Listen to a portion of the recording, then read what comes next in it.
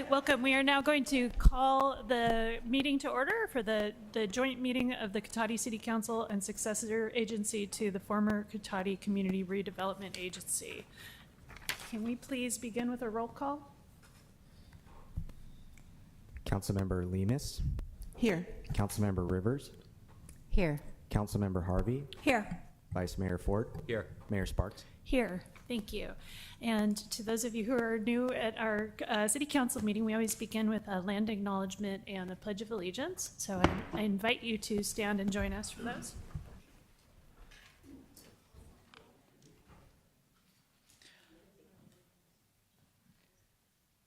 The City of Cotati recognizes that we are on the ancestral lands of the coastal Miwok, who are the original caretakers of this area. We respectfully acknowledge the indigenous peoples who have been stewarding and maintaining a relationship on this land as knowledge keepers for millennia. This acknowledgement does not take the place of authentic relationships with indigenous communities, but serves as a gesture of respect to the land we are on. And now I invite you to join us for the Pledge of Allegiance.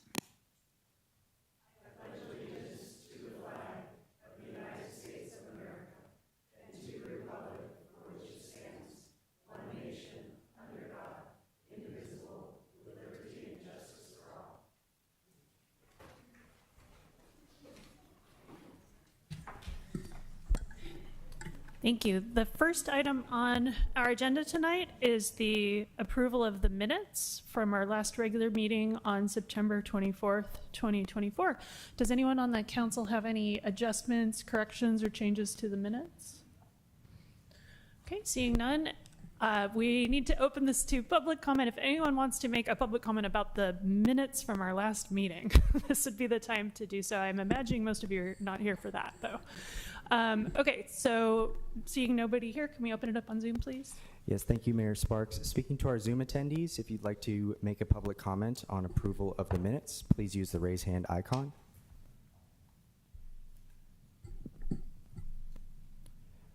Mayor Sparks, that will end public comment. Okay, I would be looking for a motion to approve. Move to approve the minutes from September 24th. I'll second. We have a motion and a second. All in favor, please say aye. Aye. Any opposed? Any abstentions? I'm going to abstain since I wasn't here. Okay, so the minutes are approved 4-0. And please bear with me while I read some announcements.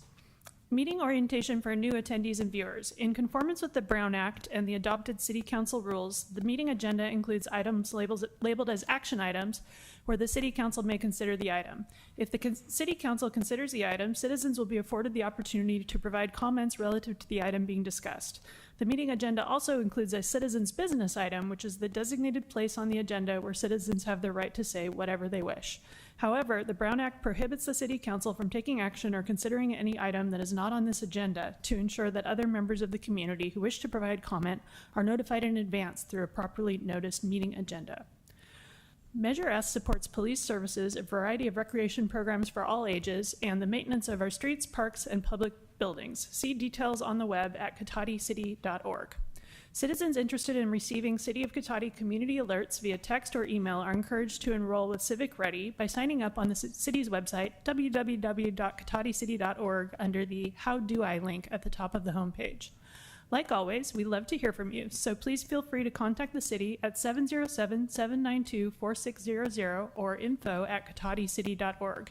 If you have a non-emergency issue after normal business hours, you can contact us at 707-792-4611. And of course, if you have an emergency, please contact 911. Continue to look for updates on the city's website and social media channels available on Facebook, Instagram, and Civic Ready. All right, we now have two proclamations at this meeting, and I'm going to turn it over to Councilmember Sylvia Lemus for our first proclamation. Thank you, Mayor. The proclamation I have is for Indigenous Peoples Day, and I just want to share information before I give the proclamation. I want to thank the Federated Indians of Great and Rancheria and the Progressive Tribal Alliance for your engagement and help with the recognition to the City Council and for your partnership. This proclamation is one way of providing authentic recognition to the Native American community.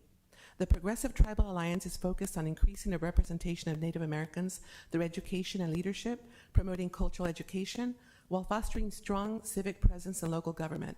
I'm proud of their work and excited to work to support their efforts in the Native American community here in Katati and throughout the region.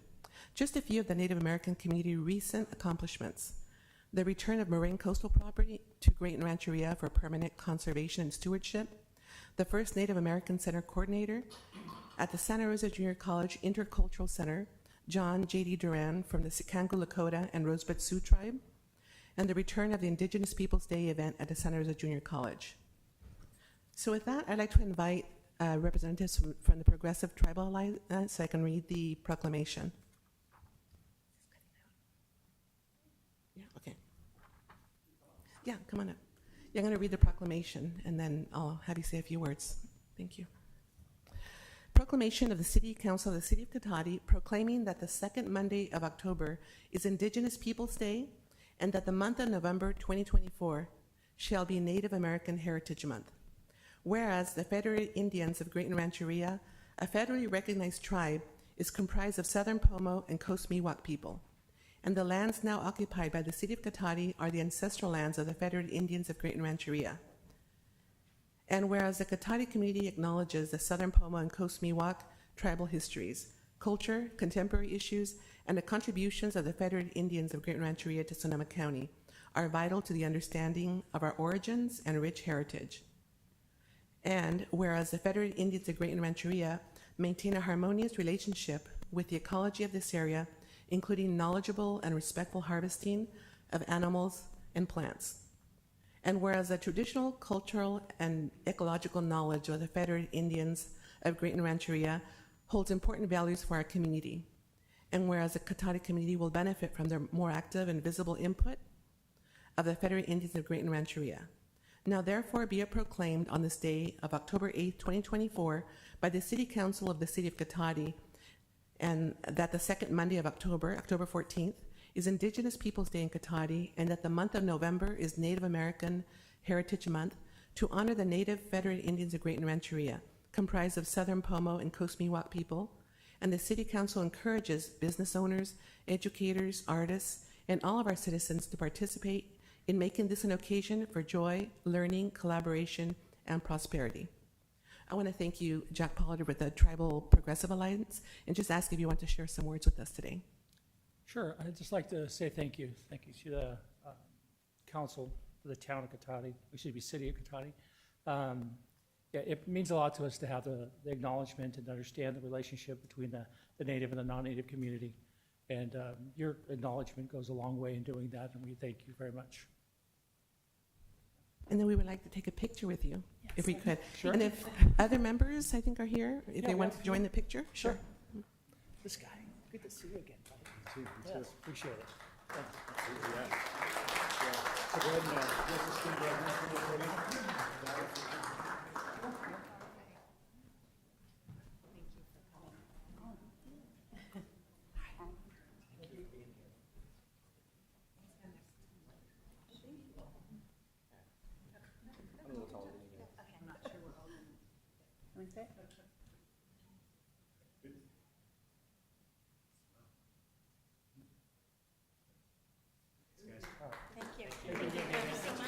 Thank you very much, Mayor. I appreciate you guys a lot. Thank you very much. Thank you so much. Thank you. Mr. Ford, thank you.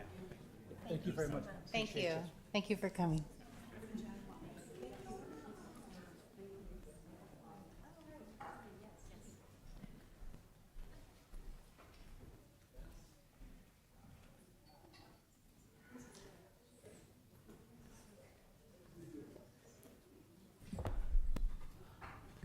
Our next item is another proclamation for National Disability Employment Awareness Month, and I'm going to turn it over to our Vice Mayor Ford. Thank you, Mayor Sparks. So I'd like to invite Sean Paul Higgins from Becoming Independent, which is a local nonprofit that does great work in this area, to come forward to receive the proclamation. So this is a proclamation of the City Council of the City of Katati recognizing October 2024 as National Disability Employment Awareness Month. Whereas recognition of the contributions of persons with disabilities is an effective way to overcome negative stereotypes and eliminate physical and attitudinal barriers to full participation in all aspects of community life, including education, recreation, and employment. And whereas people with disabilities are an important, vital part of our community as valued workers, civic leaders, business owners, veterans, family members, and friends, and they are innovative and valued contributors in the workplace, the classroom, and the community.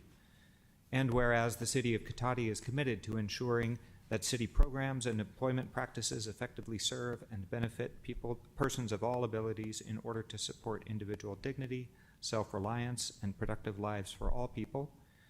And whereas Cotati is proud to renew its dedication to fostering equal access and demonstrating commitment to full inclusion of people with disabilities, now therefore be it proclaimed on this 8th day of October 2024 by the City Council of the City of Cotati that the month of October 2024 in Cotati is National Disability Employment Awareness Month, and we encourage all citizens to recognize the accomplishments and contributions of persons with disabilities throughout our community. So I'd like to invite you, Sean Paul, to say a few words. First off, thank you very much for having me here. And on behalf of Becoming Independent, thank you very much for creating this proclamation. As somebody that works with individuals with developmental disabilities, this means a lot, even for me, and I know it means a lot for the people we serve. So thank you. And it's not a community unless everybody gets to be involved. So thank you. Could you tell us a few words about Becoming Independent Services and what you provide? Sure, yeah. So Becoming Independent is a nonprofit, and we serve individuals with developmental disabilities. We have in-home services as well as community activity services, and then something that I do, and that's the employment services side. So we pretty much assist these guys from the start of the day to the end of the day.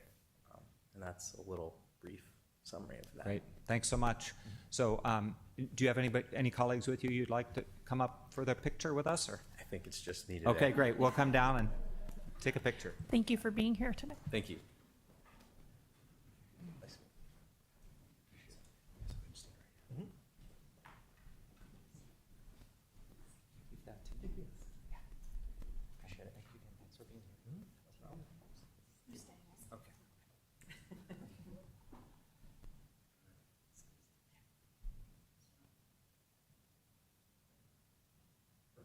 Okay, thanks so much. Thank you again. Thank you.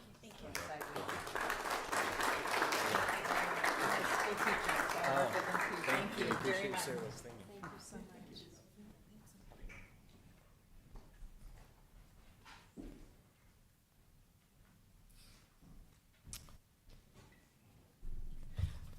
Thank you to both of you for arranging those and for reading them.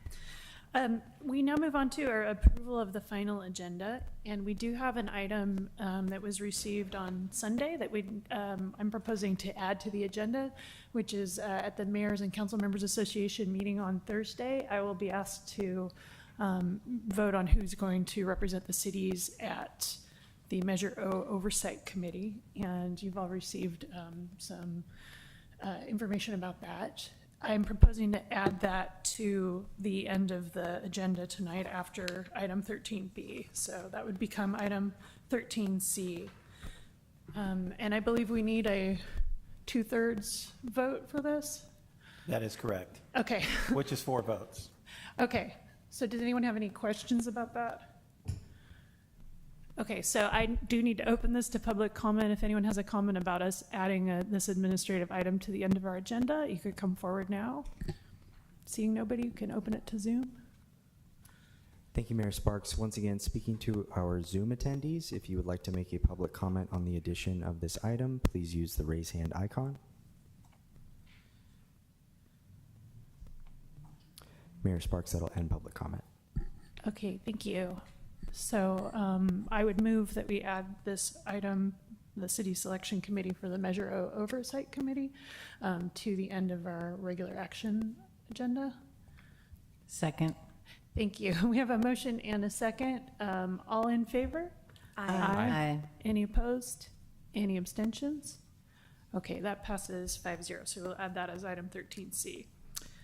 brings us to citizens' business. I'll read another announcement here. Citizens' business and public comment for consent calendar. Any member of the public wishing to speak to the council on any items listed on the consent calendar or any matters not listed on the agenda that are within the subject matter jurisdiction of the council may do so at this time. Pursuant to the Brown Act, the council is not allowed to consider issues or take action on any item not listed on this agenda. Pursuant to City Council Policy 2023-01, comments of any member of the public are normally restricted to a total of 3 minutes in length per person for matters not on the agenda and a total of 3 minutes per person in length for any and all items on the consent calendar. The mayor may extend the time limit for a reasonable time where a disability accommodation has been requested. To facilitate public comment, the deputy clerk will alert speakers when there are 30 seconds remaining. So I will go ahead and open this up for citizens' business. If there's anyone wishing to speak on a consent calendar item or something not on the agenda, this would be the time to come forward. If you're here for Measure J, that would be later. This is for things not on the agenda. Hi, welcome.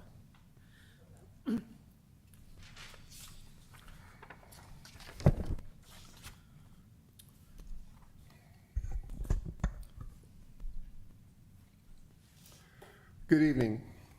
3 minutes. In addition to what I'm about to say, I also have some information here on the CSPOA, the Constitutional Sheriff's Peace Officers Association. They're looking for patriots to start up a new chapter in this area. True love will never accept deceivers undermining believers, either false teaching nor undermining preaching. We're all connected and affecting us all, as in Walnut Park.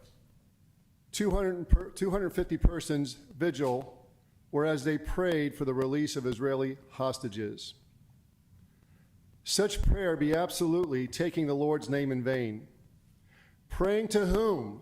For favors, while denying the 10 commands, so too the 2 commands, and most especially today's command that's been given from the master carpenter to a fisherman that makes the 10 be as one. And such false prayers are spitting in the face of Almighty.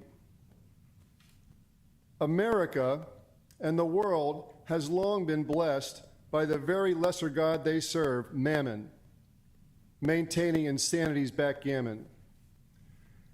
Mammon subsidizes various industries that maintain calamities. I am Peter, I am servant. I'm a poet, a gardener, a patriot, a constitutionalist, which we are not under, as we have been subjected to a coup by the Bar Association long ago. As to the 13th Amendment, which clearly states that no one with a title of nobility may hold public office in America, lawyers are esquires. That's a nobility title. They do not belong in the White House, in Congress, in the Senate, in City Council, or as a sitting judge.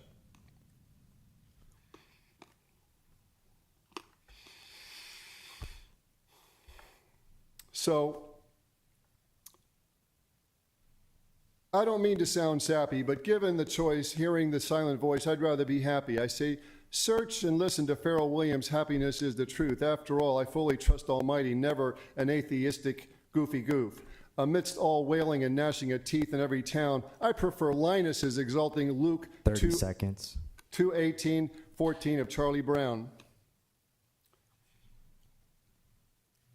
We serve a God named Mammon. I serve Almighty Creator. I'm calling forth those with true hearts to become liberator for the 40-day freedom strike that sets Leonard Peltier free, whose bloodlines be of the lost tribe of the city of David, the true Judaics out of Egypt, and the U.S. Constitution, which frees law enforcement to work for us, the people, for the first time, and they are in a lot of trouble. We are in the most powerful state, which means the people behind me are the most powerful people on the planet. So I invite you all to join me in standing upon granite. Is that time up? Your time's up. Yes. Thank you. Thank you. All right. Are there any other folks wishing to address the council on items not on the agenda or the consent calendar? Yes, welcome. This is for Call us. I know. Oh. Yeah, thank you. It's okay. Hi, I'm Donna Gallagher. I know the time goes quick.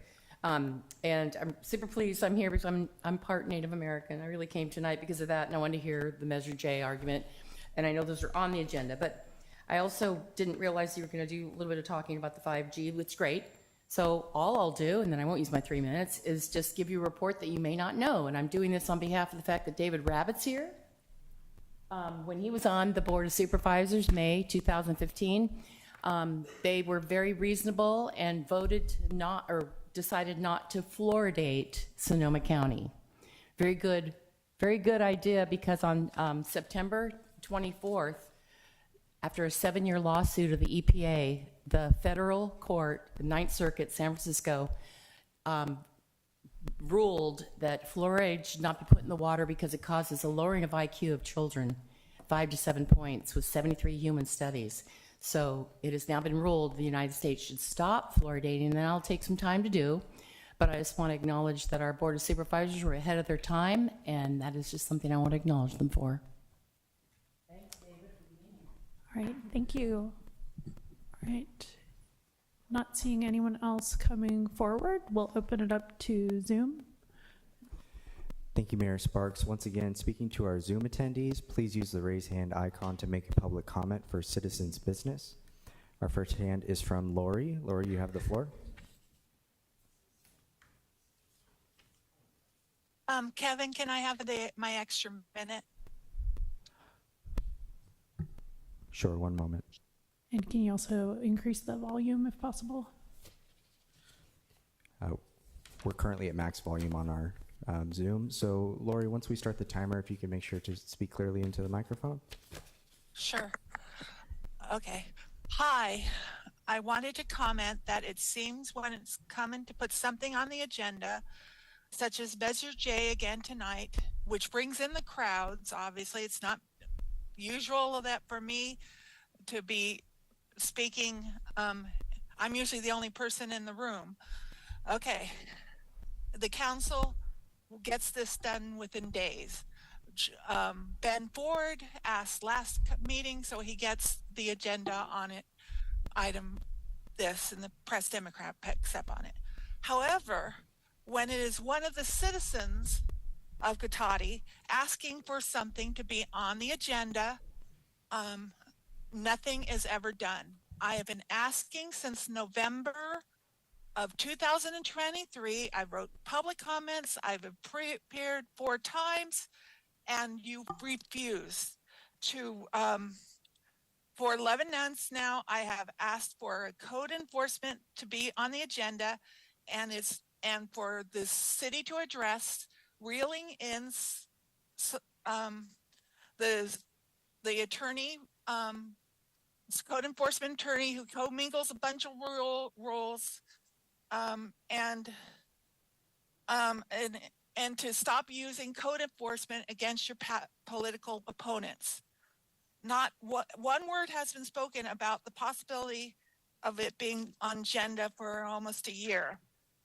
Wouldn't now be the time to bring this to the public, and the citizens, since the code enforcement fiasco has to do with you incumbents in the election having financial control over their only challenger to them on the ballot, who happens to be, you're all Democrat and he happens to be conservative. His fines have totaled to over 1.5 million now, with no end in sight to the hearings that have lasted 11 months. He's working 2 jobs to pay attorney fees to remain at the administrative level, and that is interfering with his ability to campaign, because he has to pay for the attorneys to defend against his house for 1.5 million worth of tolling fines. Maybe this item is what should have been on the agenda, rather than doing what is best for your political careers and having Measure J and tell the truth and address that you don't deal with citizens of Cotati, and you've hid this code enforcement scandal for almost a year now. Thank you.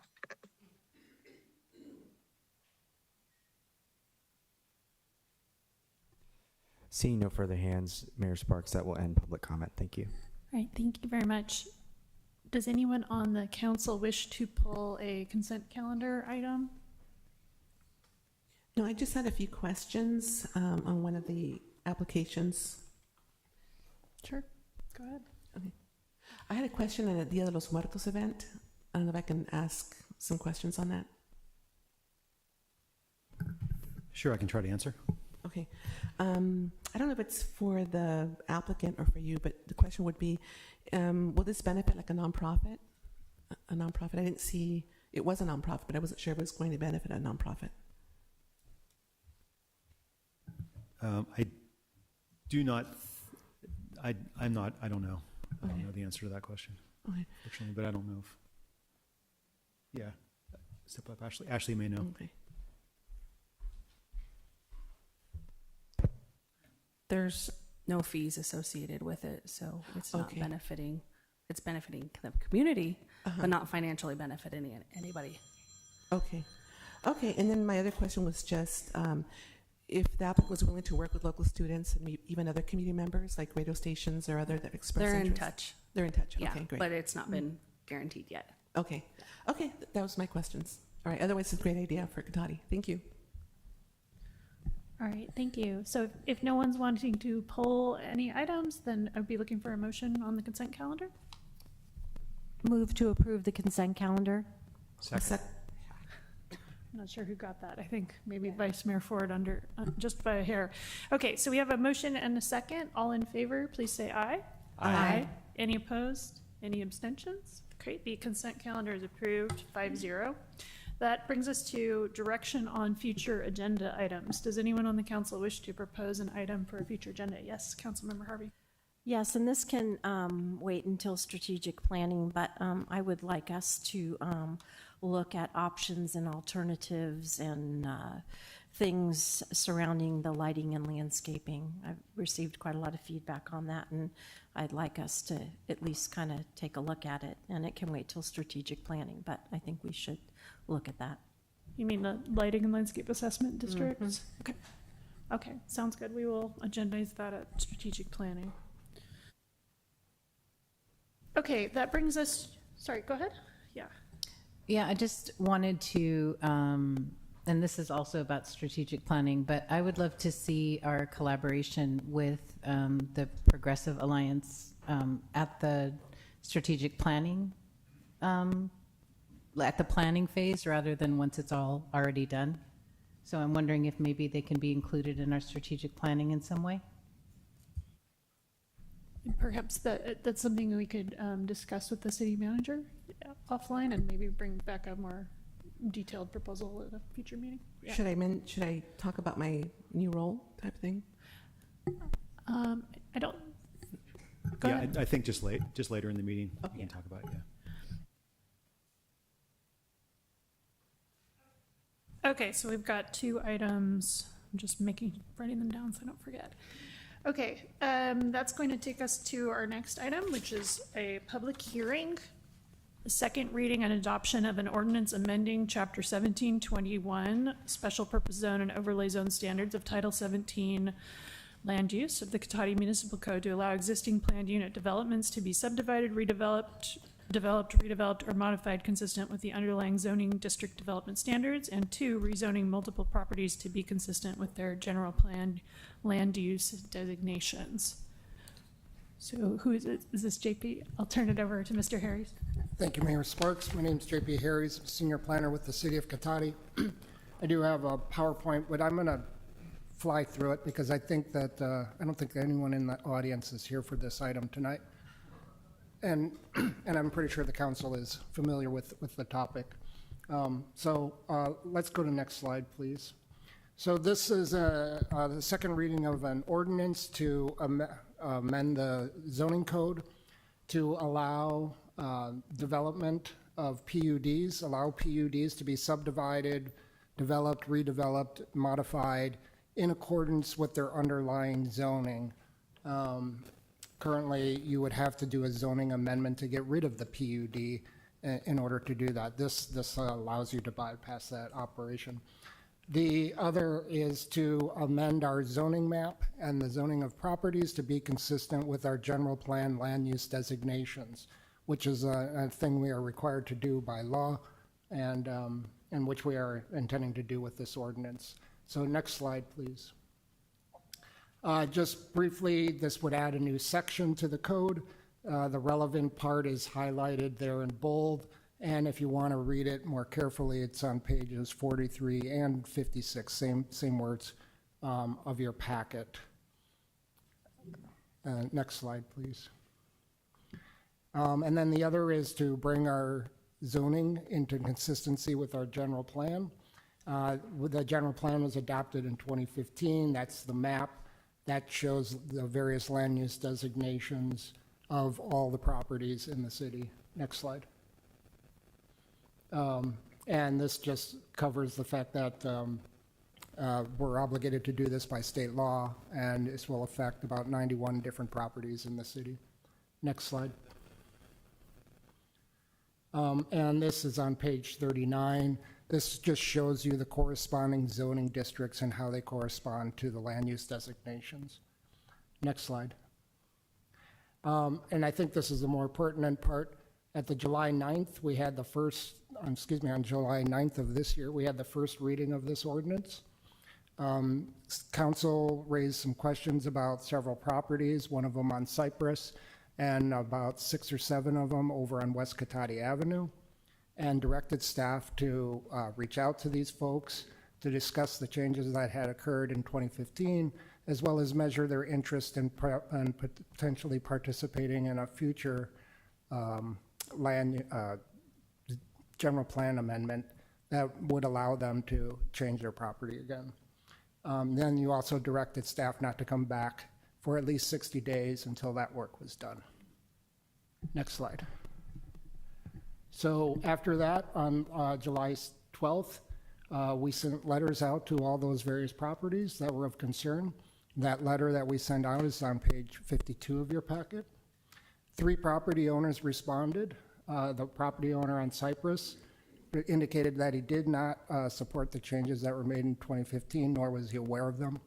And also, we followed up with his comment to the city with another email, which he did not respond to. And in that email, we tried to invite him or measure his interest in participating in a future general plan amendment, but he didn't respond to our inquiry. We will reach out to him again when we get to that process.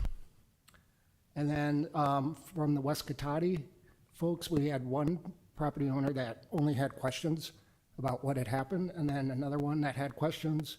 And then as we went through it, they were actually really supportive of the changes.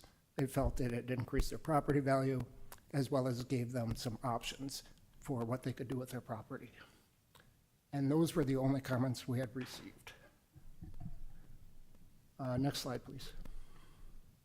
So the staff recommendation is that you conduct the second reading today and adopt the ordinance, which would amend chapter 17.28 to allow PUD development, as well as make the changes that we need to make to our zoning map. And that's it. And I'm available for any questions or comments. Yes, I just have a question just to clarify for folks who are seeing this for the first time. Refresh us, is this something that we committed to in our housing element that we were going to do? Well, the PUD zoning part was something that was in our housing element. And it was also kind of a, if you recall the Cotati Village project, I think the direction we were getting from the council was, address this before these projects get in front of us. And then the rezoning is just something that we're obligated to do under state law. Okay, great, thank you. All right, any questions from the council? All right, let's go to Zoom first and open, I will start the public hearing, and we'll go to Zoom and open that for public comment. Thank you, Mayor Sparks. Speaking to our Zoom attendees, please use the raise hand icon to make a public comment on this item.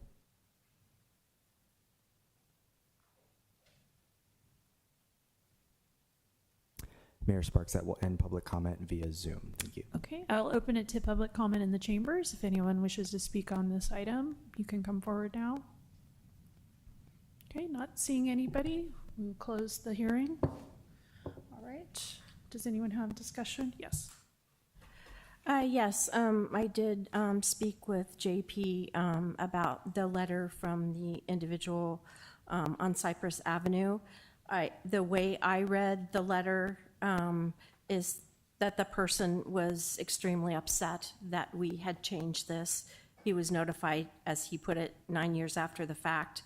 And we don't exactly know why he didn't respond when they reached back out to him. So I'm not comfortable with this one specific property, because I think we understand that there's a general plan zoning, and then there is the municipal zoning, and we're trying to get them in sync, and that's what we're trying to do here. When I read this person's letter, I think they assume that everything is all done and there's nothing that can be done.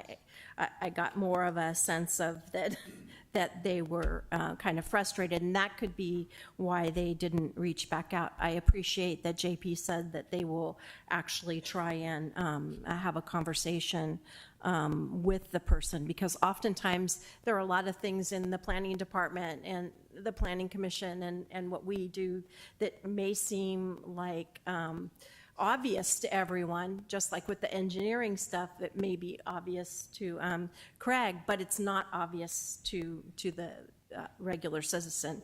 So I cannot support that one property being on here. So that is what I think we really have to have a conversation with that person to explain to them that it's not a done deal, and here's the process, and here's what we can do.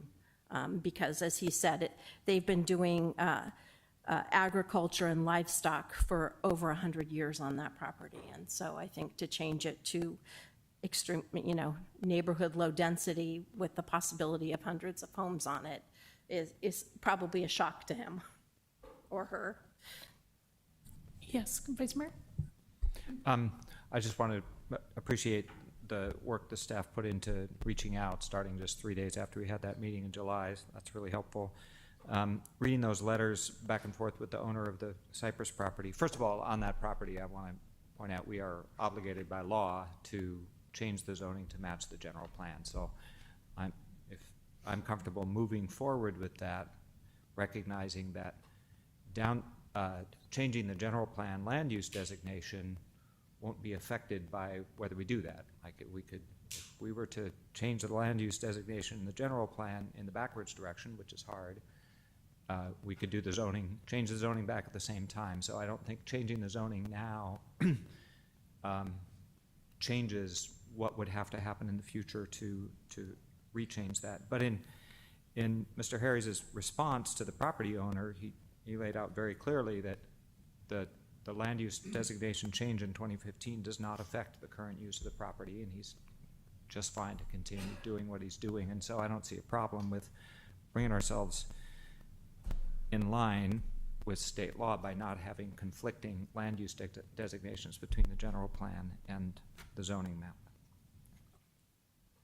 And can I just ask for double clarification on this, that his agricultural use of that property will not be affected by this vote tonight? Yeah, no, you can continue the use that's on that property today. It's allowed, what I want to say, it's legal. It might be non-conforming, not sure, but it's legal use. Okay. Yes, Councilmember Rivers. It was my understanding the issue came if they want to build new structures or new, for that agricultural use, that's when the issue comes in, correct? In the future? Well, let's just say that the individual sold the property to a developer. They could get rid of that use and develop it with homes, subdivide the property, and it would be, they would be consistent with the general plan to be able to do that. Right. Did I understand? I'm saying the opposite of that. Okay. If the family wants to remain on the property and continue with agriculture, and they need to build a new barn or better barn or larger, whatever, that's when they would run into issues because there would be limitations on that, correct? Yeah, that might present some issues for the use of the property if they wanted to expand agricultural use or structures, correct? And he's saying it's been that way for 100 years. So that's the problem that I see with the letter. Yeah. And also, whether we vote for this or not, it has to happen based on state law anyway, right? So it's kind of a moot vote in a way as well, right? Because it has to happen either way, correct? Yeah. What, was that a question? Can you respond to that? Yeah, so I would just say that the decision's actually already been made. The land use is, the general plan drives the land use, the zoning just implements it. So the general plan change was made in 2015. The decision's made. Any future land use changes are affected by that change. Okay, so I'd be looking for a motion, however we want to proceed with this. I'm happy to move that we adopt an ordinance amending Chapter 17.28, Special Purpose Zone and Overlay Zone Standards of Title 17, Land Use of the Cotati Municipal Code to allow existing planned unit developments to be subdivided, developed, redeveloped, or modified consistent with the underlying zoning district development standards, and to rezoning multiple properties to be consistent with their general planned use designations.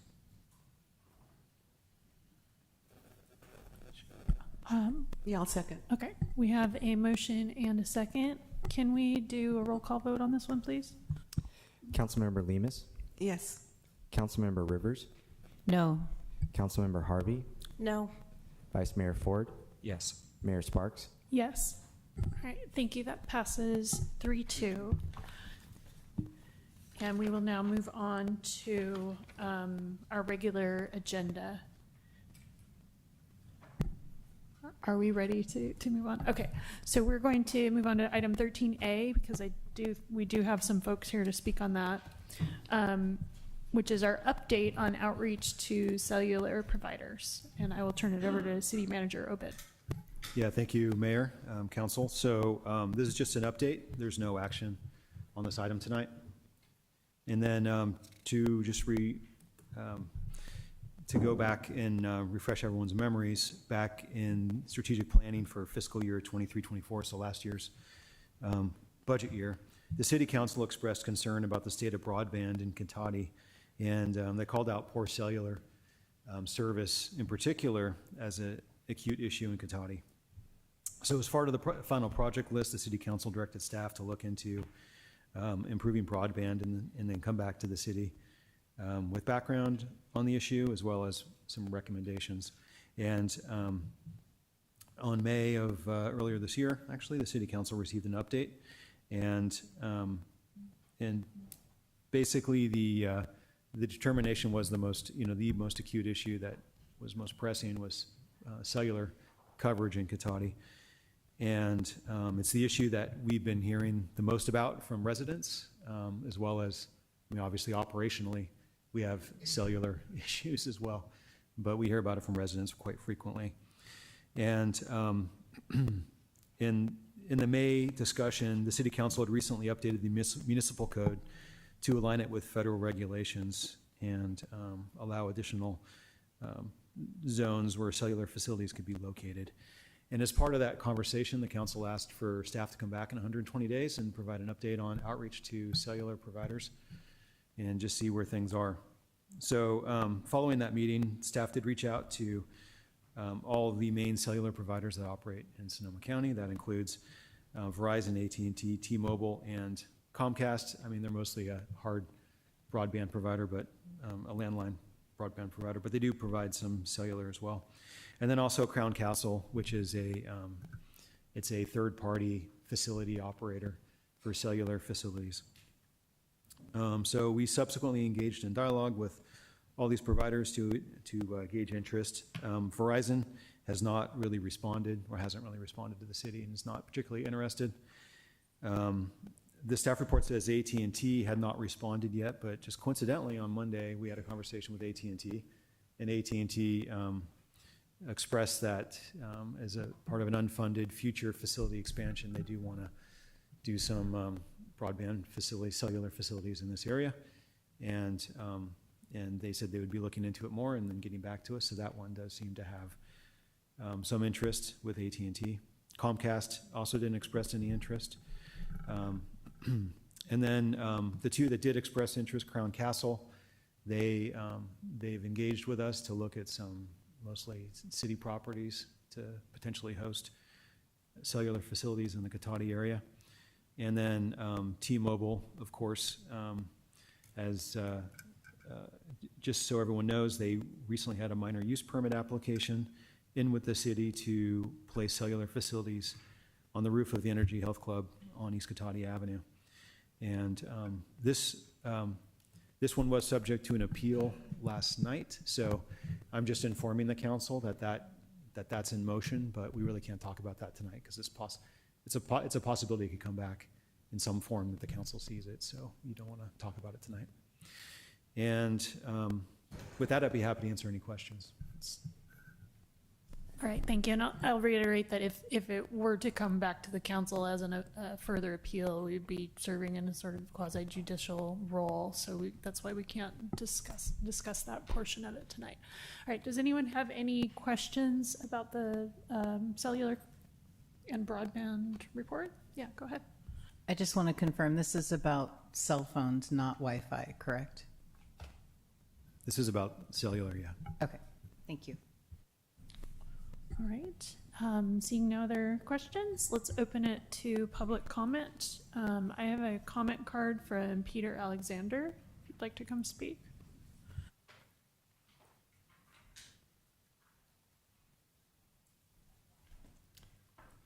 Well, thank you again. I remember when we had telephones, people actually answered them, we had conversations. With the advent of all this cellular broadband stuff, people are less and less speaking. It's actually what most people would find hard to believe, but there are plenty of experts that'll tell you what I'm going to share with you. It has to do with synthetic telepathy and causing some serious problems. Let me just give you one example. About 10 years ago, maybe 12 years ago in Mill Valley, there was this cluster of breast cancer. How do you explain a cluster of breast cancer? I'll tell you exactly what they did. The vaccines, of which there are hundreds in the animal flesh industry, are eaten by people and they stay in the system. And then they have this program. It's very complicated. It's very sophisticated. And I could spend a lot of time with. There's a reason that Ted Gunderson of the FBI interviewed me for 5.5 hours. I have a background. They can use a certain frequency and burst that particular vaccine that's attributed to breast cancer. And that's what they did. And they've done this all around the country in different places, but to make sure the media doesn't report this very much. It also ties into COVID, which is not a virus, and was not from Hunan. It's from Emeryville, Chiron Pharmaceuticals.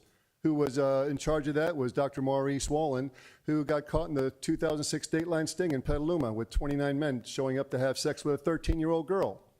Ted Gunderson and I gave the DEA enough information to put this guy away for 1,000 years, but he was protected by people that are going to be selling you cellular and broadband and all this stuff to control the children.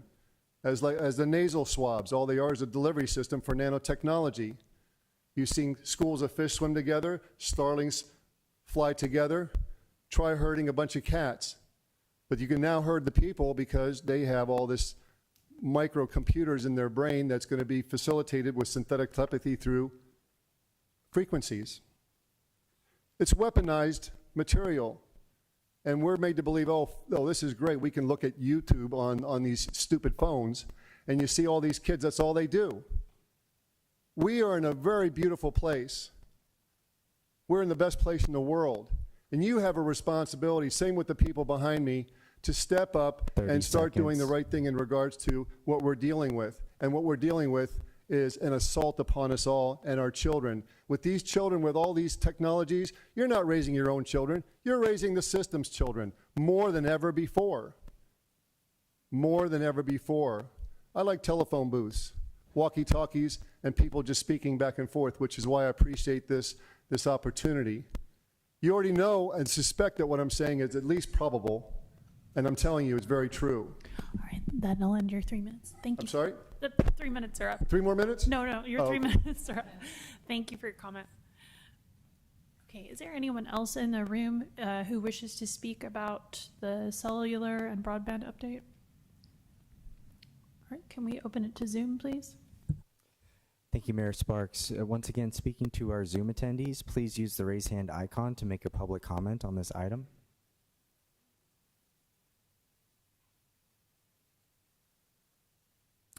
Seeing no hands, that will end public comment, Mayor Sparks. Okay, thank you very much.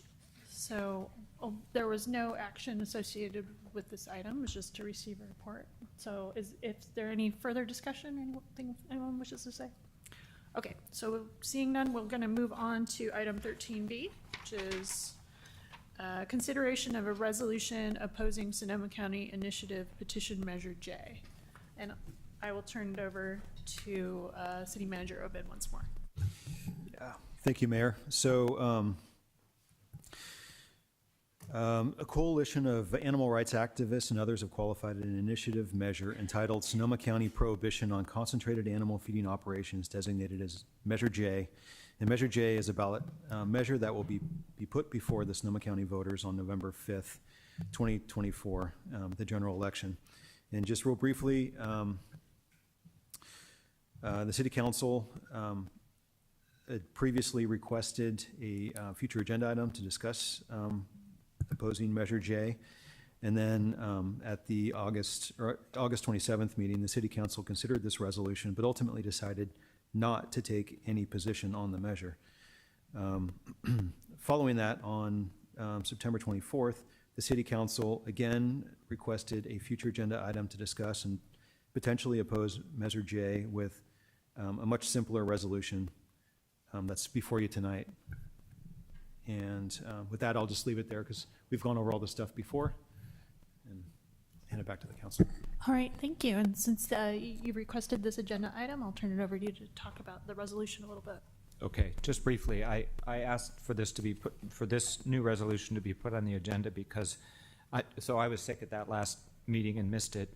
And in comfort with the previous resolution was about the content of the resolution and not explicitly a pro or con Measure J. And so I wanted to bring back a much stripped down resolution that highlights primarily one, so it removes much of the text that was about agricultural heritage in Sonoma County and the economic value of agriculture and animal agriculture and things like that, and just comes down to it focuses on the measure itself and the particular issue of the definition of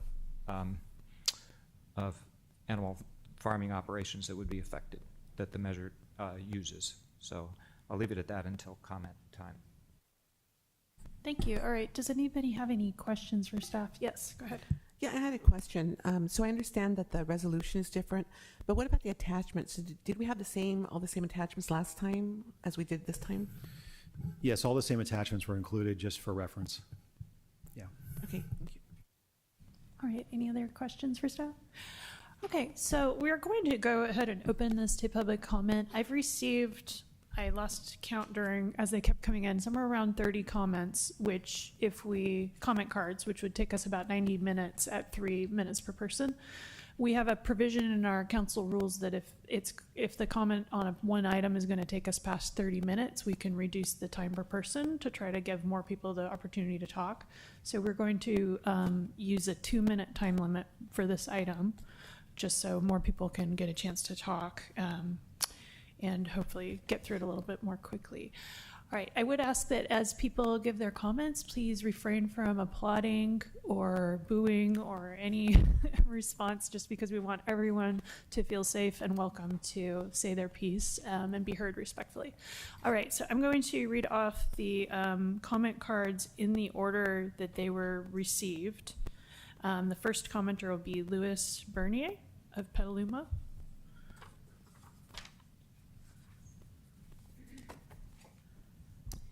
Thank you, Council, for having us. I want to start by applauding the council for removing so much of the language that was adopted by other councils and that was proposed originally. So much of it was full of misinformation about the measure.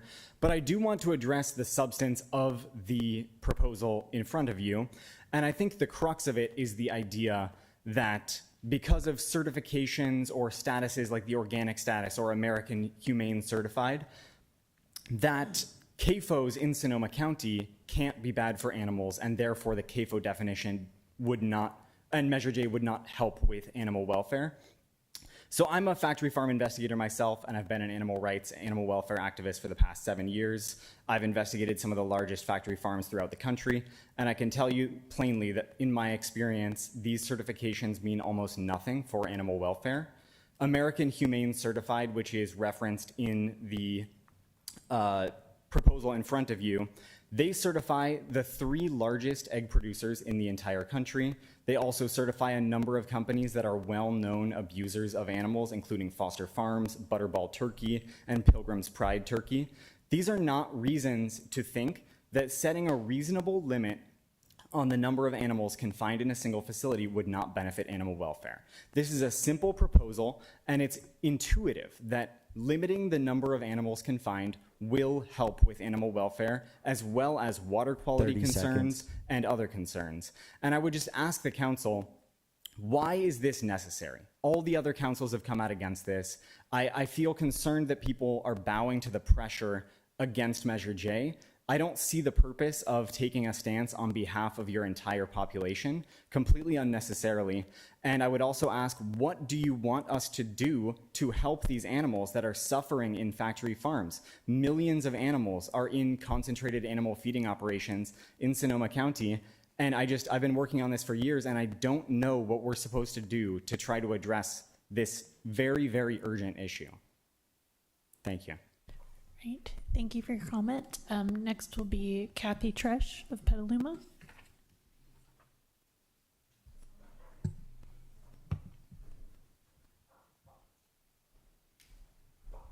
Hi. Thank you so much for looking again into adopting a resolution against Measure J. I really hope that you do this. It's so important. And I brought a picture of our CAFO. This is our farm. We're a CAFO. And the reason that you don't see cows grazing on these green parts right there is because the rainy season just happened, and we're removing cows from these pastures so that they don't impact the creeks with damaging them with runoff and pollution into our creeks. This is what makes us a CAFO. I'm sorry, this Kathy. is only part of our ranch. I'm so sorry. We want the folks to This the is recording only here. part of our ranch. It's about 2,600 acres that the cows graze on. The only time they're locked up is to protect the pastures, and that also does protect the cows. Also, our farm has been slandered by some of these people proposing Measure J by saying that we are in violation of EPA, we are polluting our creeks. Today, someone was talking to Lewis, and he said that our creek is an impaired waterway. So I brought a picture of our creek. This was after we fenced off the creek. My kids are kayaking in the creek. This is our creek. This is our waterway. We take care of our farm. So thank you very much. 30 seconds. Thank you for protecting our farms. Great. Thank you for your comment. And next will be Hannah Stefanoni.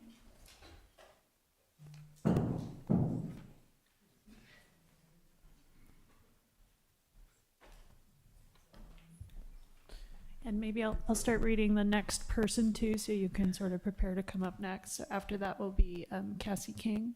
Okay, go ahead. Hello, City Council members. My name is Hannah Stefanoni. Thank you so much for taking the time to reconsider your stance on Measure J.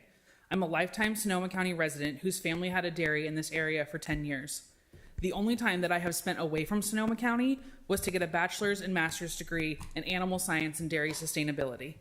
And I completed PhD coursework at Penn State at reducing emissions from dairy systems.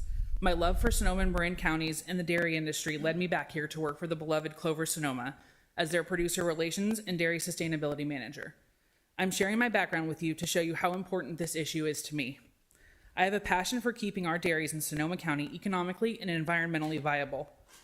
If Measure J passes, the economic sustainability of all of the dairies in Sonoma County will be jeopardized, be it small, medium, large, conventional, organic.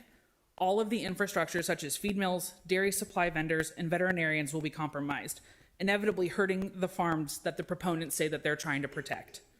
But I would like to focus on our local dairies' environmental sustainability. Proponents of Measure J talk about the impacts that CAFOs or dairies have on our Sonoma County climate. All of the manure that is collected in ponds is used to fertilize surrounding grazing and or crop pastures. Without dairy manure, we wouldn't have organic food.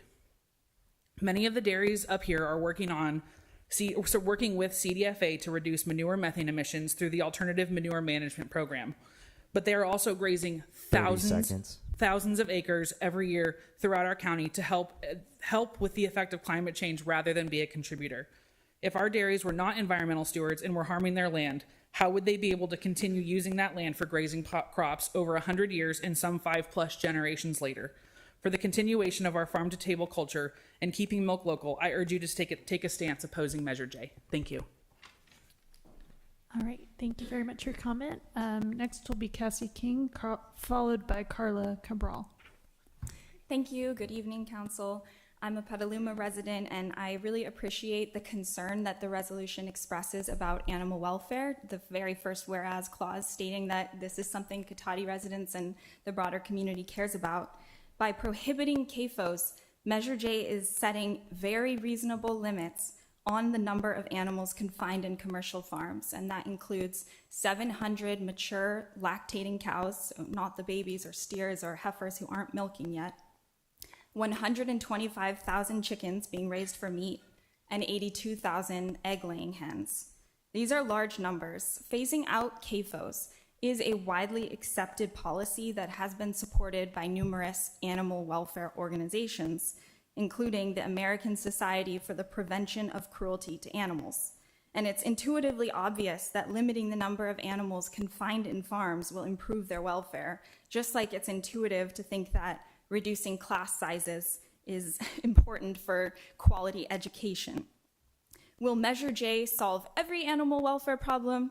Sadly, no, of course not. No single initiative can do everything, but investigations into Sonoma County CAFOs and over a decade of evidence collected from these investigations shows that animal abuse is rampant and the authorities are doing absolutely nothing about it. So something needs to happen here. And so just for some examples, which I also emailed to you yesterday, 30 seconds. Investigations into Reichart Duck Farm have exposed a decade of extreme neglect, including diseased ducks stuck on their backs on wire floor, unable to get to food or water, and starving to death.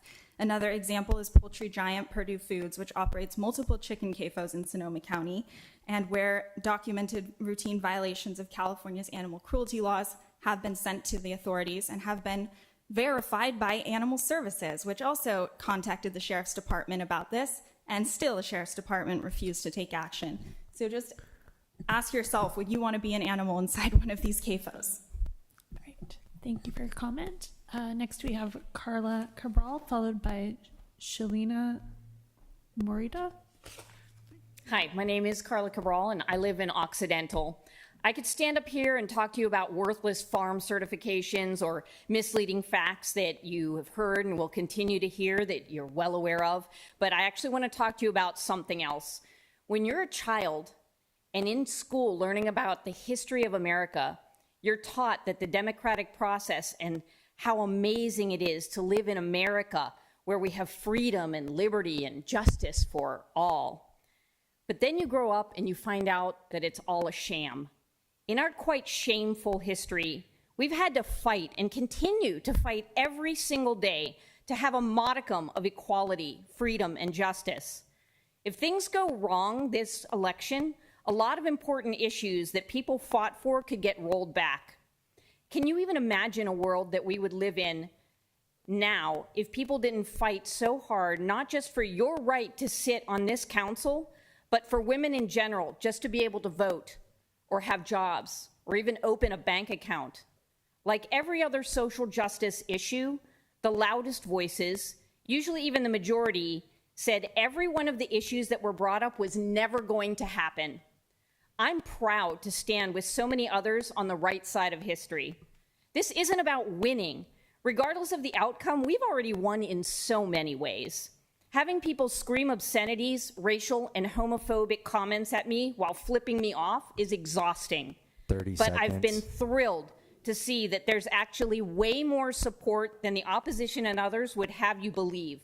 So I'm proud of everybody who's working so hard to fight against all of the issues that we have in society that cause great damage for all of us. And concentrated animal feeding operations is a major one. We have so little time on this earth, and you can spend your time contributing to the problems of the earth, or you can take that precious time and contribute to its preservation. I know which side I'm on. Today, I guess we'll find out which side you're on.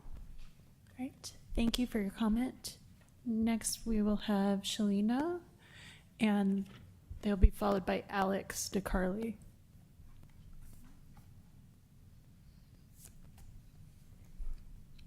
Hello, thanks for having us. My name is Shalina Moreta. I run an emergency animal rescue group that gets animals out of the wildfires. Our group is the one you'll find at the bottom of the NIXL alerts as soon as any fire starts, because the community has come to know they can rely on us to get their animals to safety. Our motto is big or small, we haul them all. We got nicknamed Team Badass by the community during the Tubbs fire. NorCal Livestock Evacuation is the official name, and we started with 15 farmers with trucks and trailers willing to risk themselves to get animals out of the Tubbs fire. We quickly grew to over 200 volunteers who have now rescued over 10,000 animals out of 15 campaign fires up and down California, from Paradise's Camp Fire to the Thomas Fire in the LA area. We mobilize whenever needed. You may have caught that we started as a group of farmers.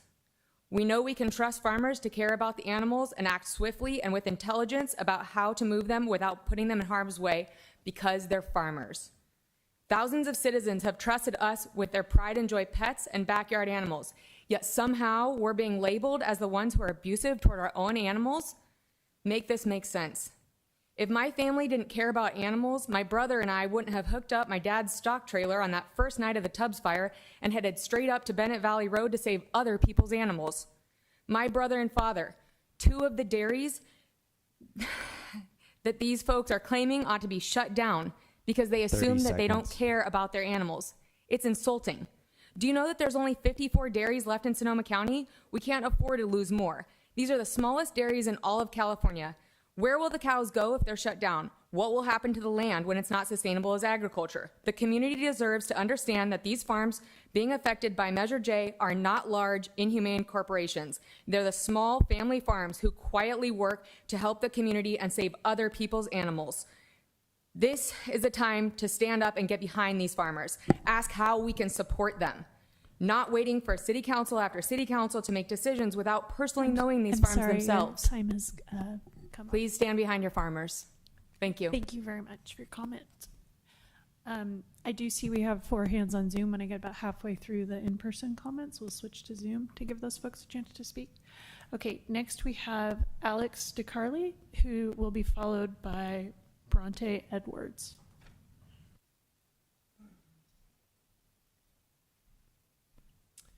Good evening, Council. My name is Alex, and I'm on the Petaluma Chambers Government Affairs Committee. Earlier this summer, we were given a presentation by DXE and the Coalition. It was their economic advisor that came in to tell us how this was actually a great thing for the economy, that Measure J was, and that this would not affect small farms and it would be great, they would thrive. He went on to talk about how small farms could go in and easily replace these larger dairies, you know, talking small, like a few hundred to 1,000 cows or more. These small farms that come in, and went on and on and on with mostly opinion. And so when he was asked, well, what is your definition of a small farm? He argued, but ultimately couldn't. He had no definition of what that was. And then when it was like, well, what sort of studies have you then done to determine that a small farm could come in and replace a larger one? And again, he argued, but ultimately he had nothing. So he came to us with mostly just opinion.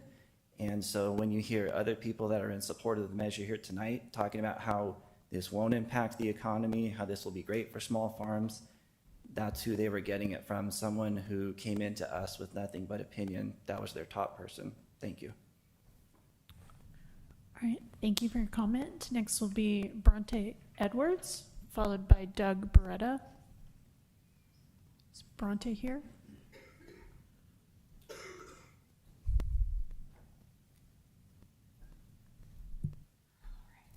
Welcome. Thank you. Good evening. Thank you all for hearing us tonight. I'm here to represent Communities for Food and Family Farms. We're a 501c3 nonprofit whose mission is to unite community members and their farmers. As a chef and first-generation sheep rancher, this mission is very dear to me. And over the last month, in an effort to further our mission, I've gone from Petaluma to Healdsburg conducting interviews with Sonoma County's most prominent chefs, producers, and food equity nonprofits on how Measure J would impact them. I can tell you firsthand, not a single community member I've spoken with wants this measure to pass. Our community knows that Sonoma County doesn't have factory farms. We have 53 dairies, 77 chicken farms, and 2 duck farms left in Sonoma County. Measure J threatens to eliminate 1/3 of our dairies and multiple 100-year-old poultry operations. These operations provide local, affordable eggs, milk, and more to community members regardless of background, because the right to affordable, healthy, and local food is a Sonoma County value that must be protected. The group behind Measure J claims there are 3,000 farms in Sonoma County that can seamlessly fill the shelves in our stores. Local experts have debunked these claims, and we know through extensive economic studies that the passage of this measure will destroy our local food system. A few weeks ago at the public debate, this group admitted that they chose Sonoma County because they perceive us as small and vulnerable. They've said on camera that Sonoma County and Measure J is the first domino in the end of American animal agriculture. They will do anything and everything to further their agenda, including harassing, intimidating, and threatening the farmers themselves, many of which are in this room, 30 myself seconds. included. I encourage you all to look around. We're all still here. You will not take our local food away from us. Council members, you were elected to represent the community, and your community has spoken. Republican, Democrat, labor union, young, old, environmental, or pro-ag, we are all against this measure because we see this group for what they are, dishonest. I beg the council to join the robust unity our community has shown in the most divisive time in modern history. You all know what the right thing to do is. Please stand with us, and the farmers oppose Measure J. Thank you. All right, thank you for your comment. Next will be Doug Beretta, followed by Jennifer Beretta. Good evening, council members and mayor. My name is Doug Beretta. I'm the president of the Sonoma County Farm Bureau and a lifelong resident and dairyman here in Sonoma County.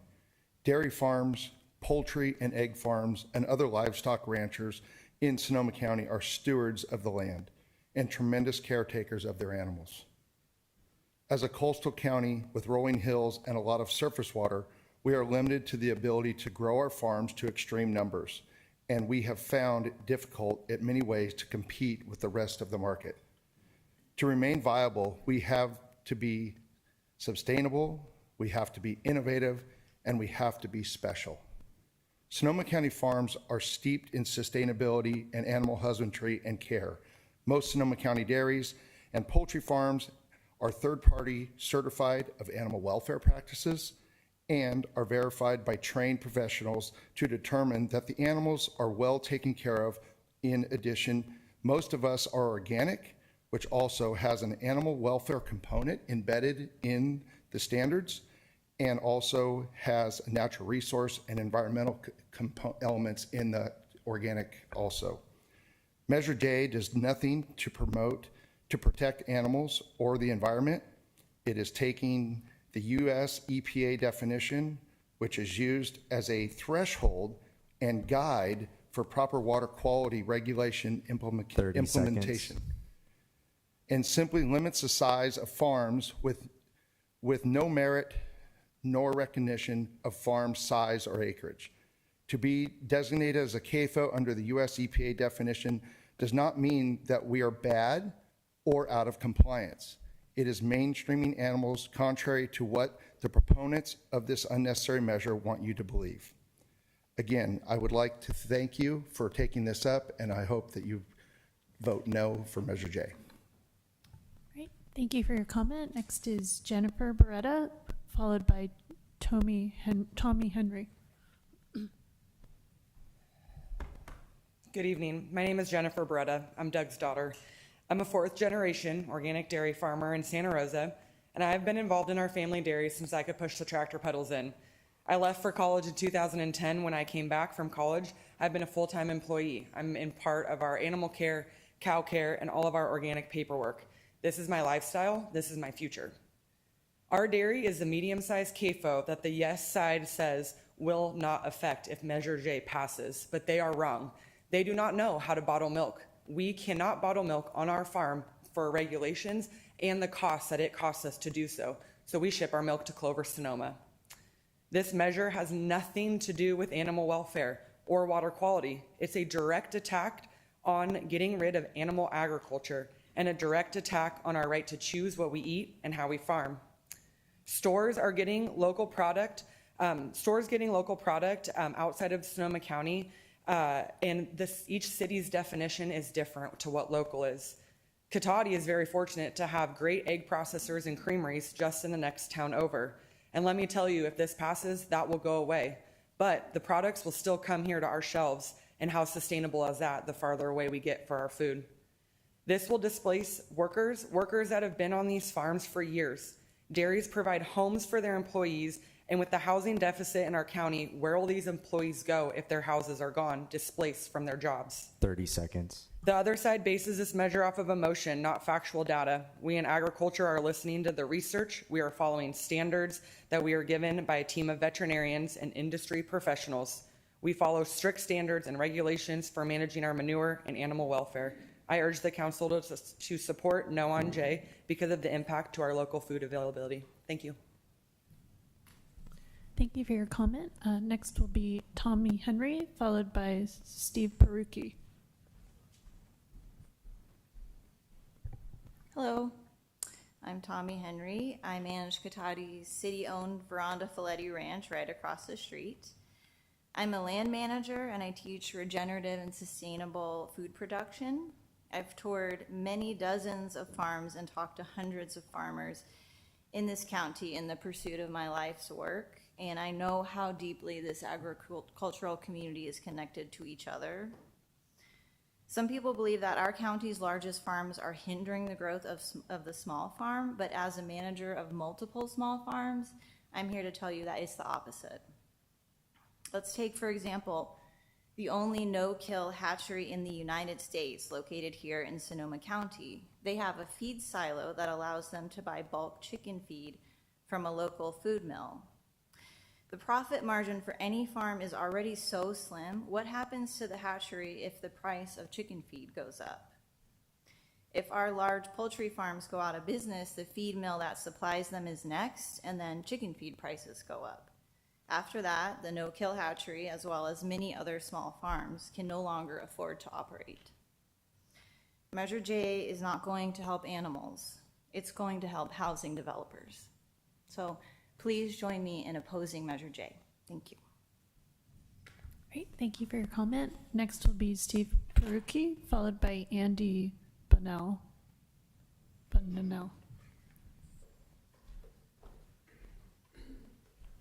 Hello, thank you for hearing this measure again. I'm a third generation dairyman, small to medium dairy.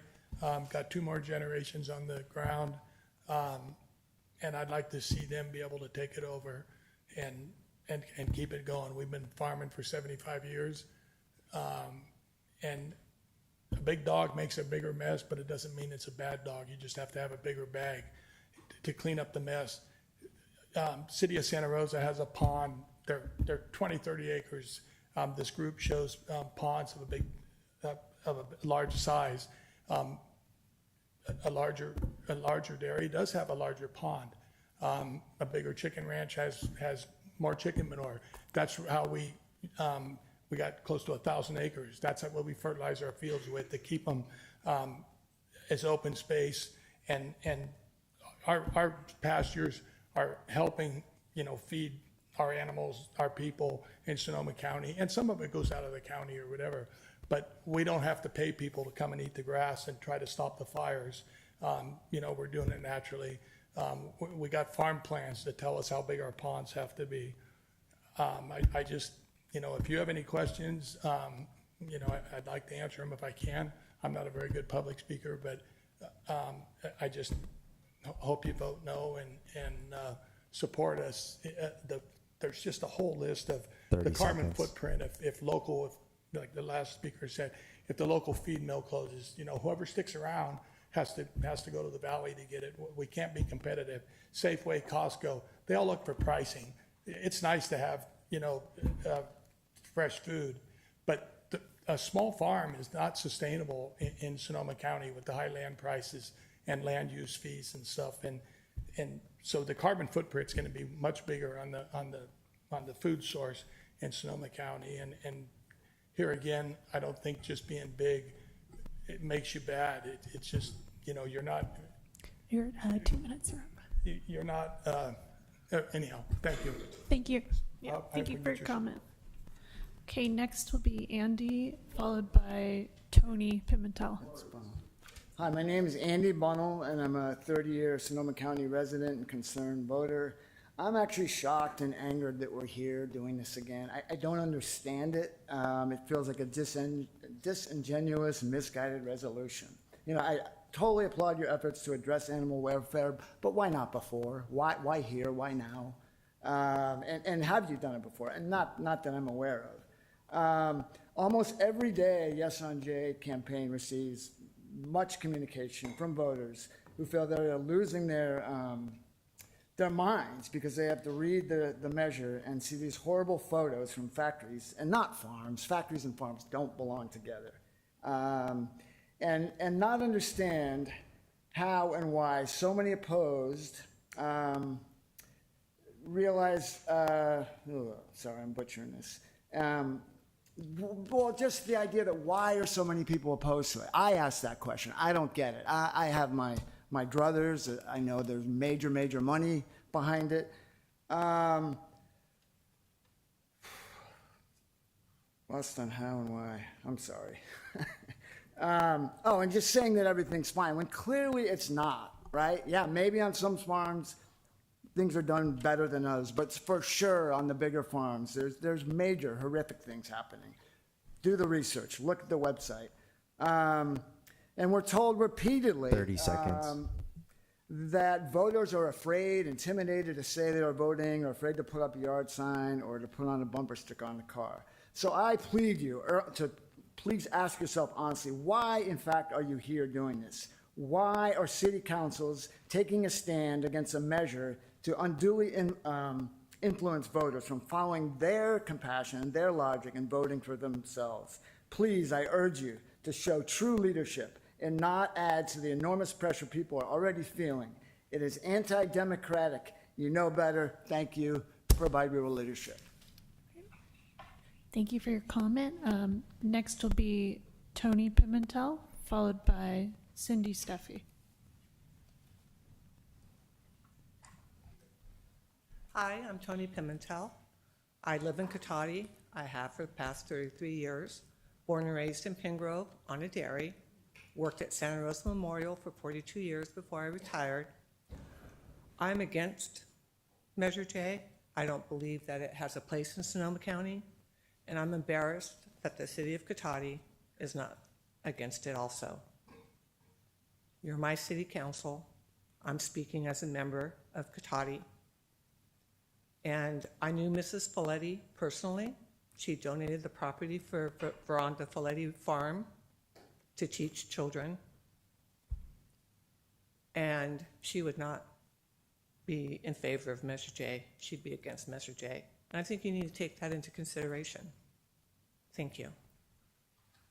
All right, thank you for your comment. Next will be Cindy Steffi, and after that we're going to go to Zoom, and then we'll come back and continue comments in the room.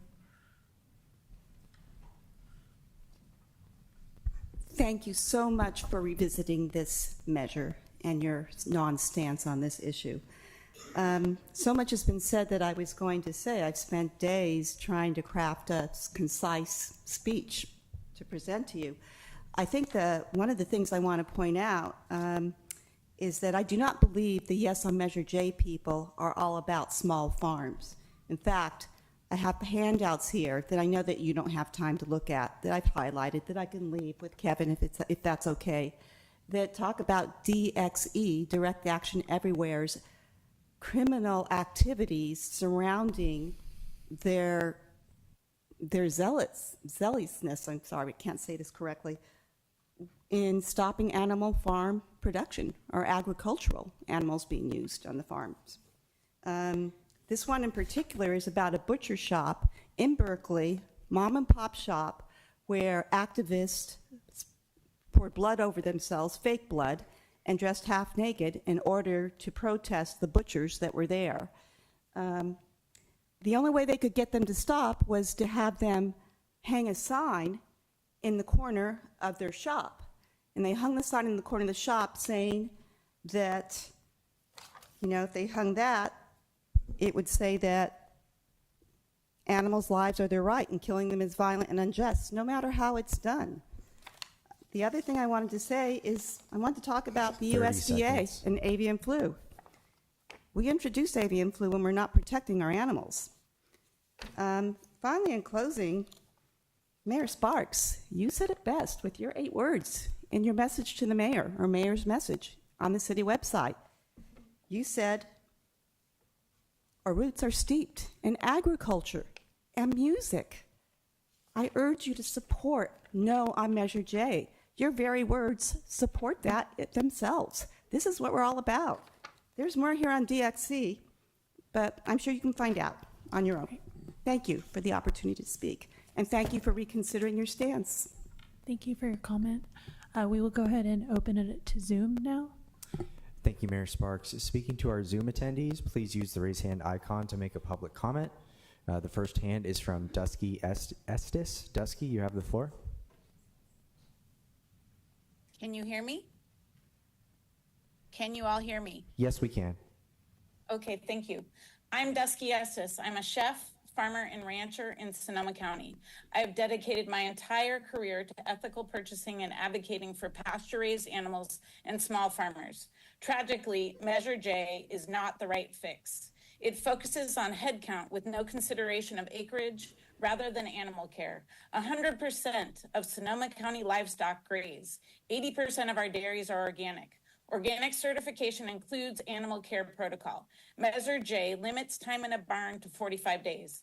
In long winters, animals may need to be in longer to preserve the pastures they will graze on in the spring and summer. In hot summers like this one, animals may need to come in for fans and misters. Let the ranchers do what they need to do given the real conditions, and let humane animal care protocol be determined by those who know about livestock management. Measure J lies about saving our waters when we have a water quality board that already does that, and there have been no violations by our ranchers ever. These folks want to end all animal agriculture by 2040. Why aren't they going after McDonald's, Safeway, Cargill, IBP?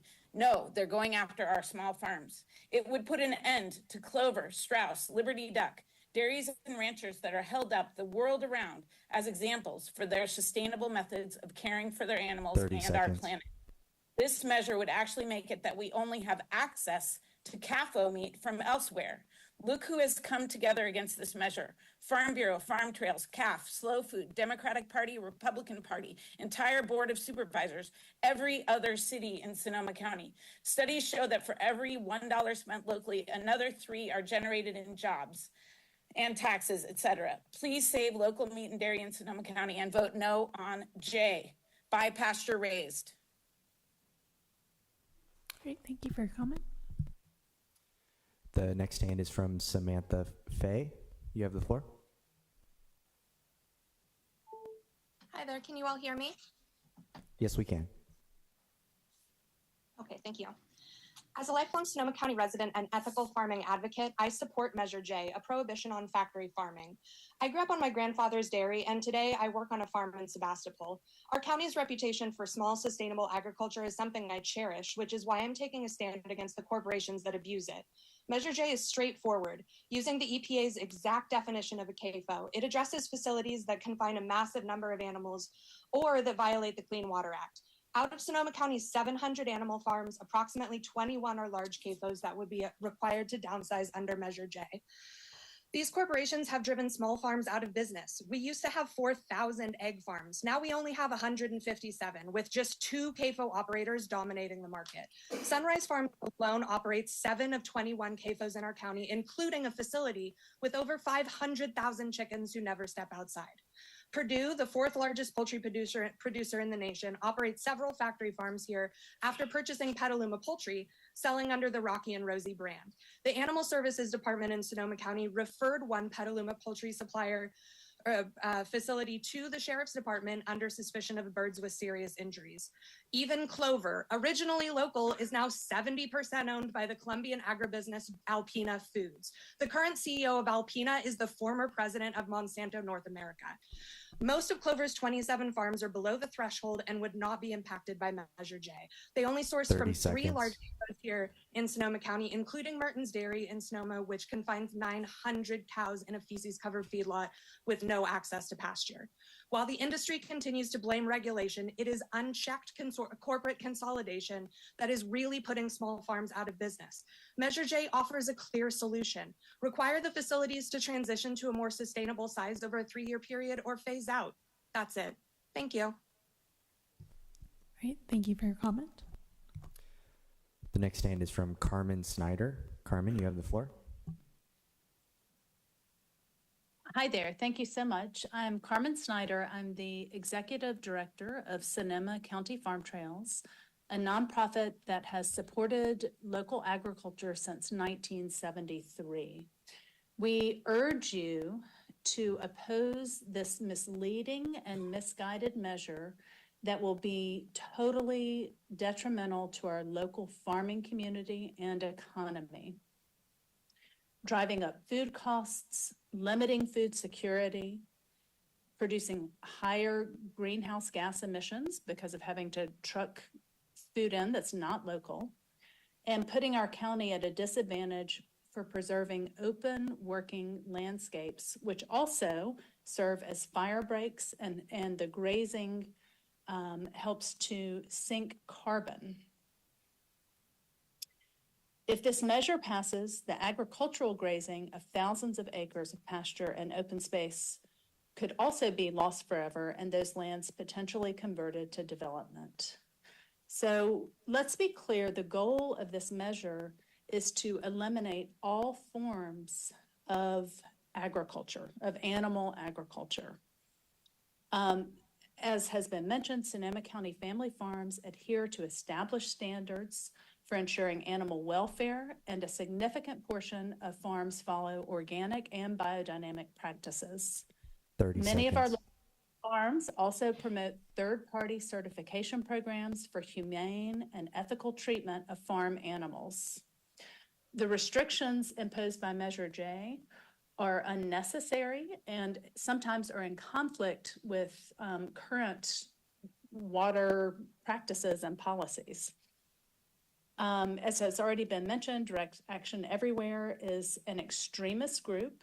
You might have noticed they vandalize and even put at risk personal property around the county and animals. I'm sorry, your 2 minutes are up now. All right. Thank you for your comment. The next hand is from Dana Gillespie. Hi, I'm a graduate of Snow Valley High School, class of 99. I'm in holistic health and wellness, and I'm here to ask the city of Cotati to oppose Measure J. It's harmful to our environment, threatens our food security, and undermines the essential fire mitigation efforts provided by our local farms. The current port strikes that we're seeing, the devastation caused by Hurricane Helen, and currently the Hurricane Milton happening, it has shown us how fragile our food system is. Our farms and farmers are crucial for our resiliency and sustainability on every level. We need more farms, not fewer.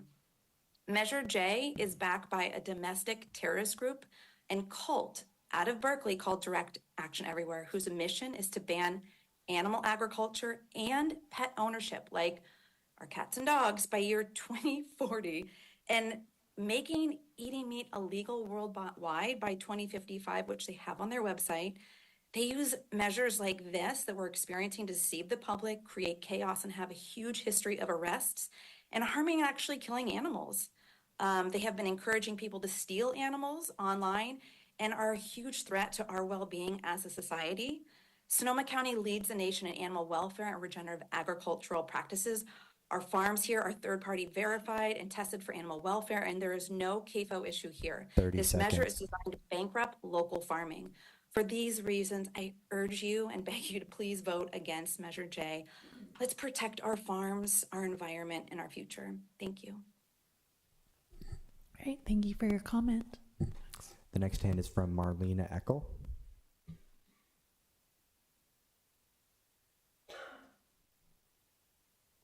Marlena, you have the floor. Hi there. Yes. Can you hear me? It's very low. Can you try to speak closer into the microphone? Yeah. Can you hear me now? Yes, very good. Thank you. Okay. Thank you. My name is Marlena Eckel. I've lived here in the county since 1999, and I've been a citizen of Cotati since the year 2000.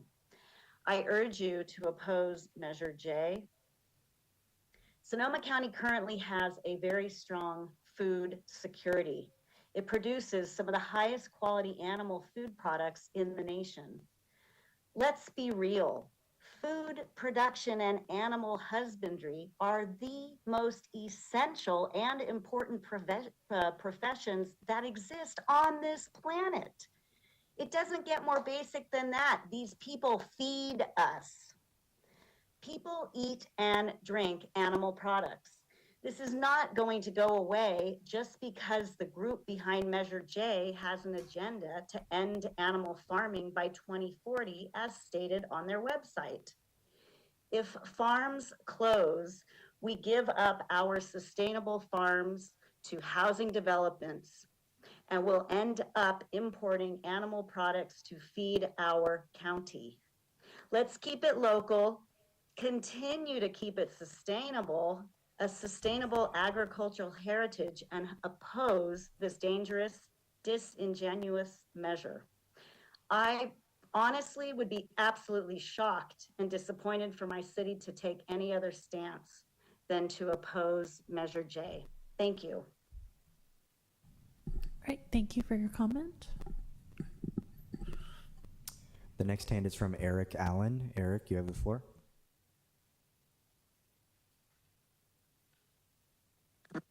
Can you hear me? Just mic check. Yes, we can. Okay. Awesome.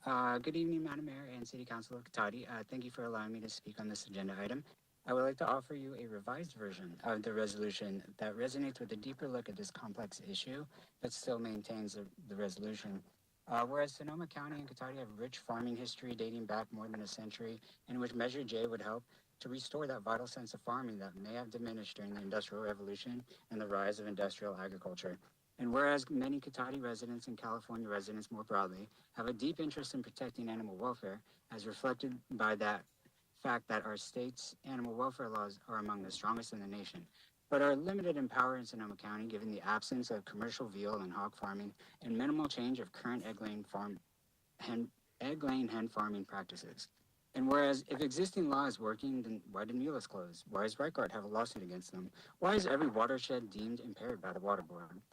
Whereas farms subject to closure by Measure J include some that also aren't organic and are American Humane Certified, which is really only enforced for 1 day a year and does not give animals access to the outside.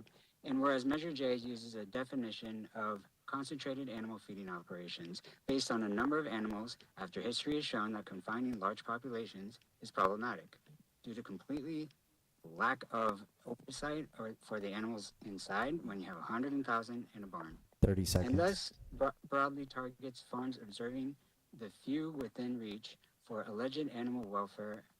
What animal welfare laws are in place, really? Like, what laws are helping animals currently?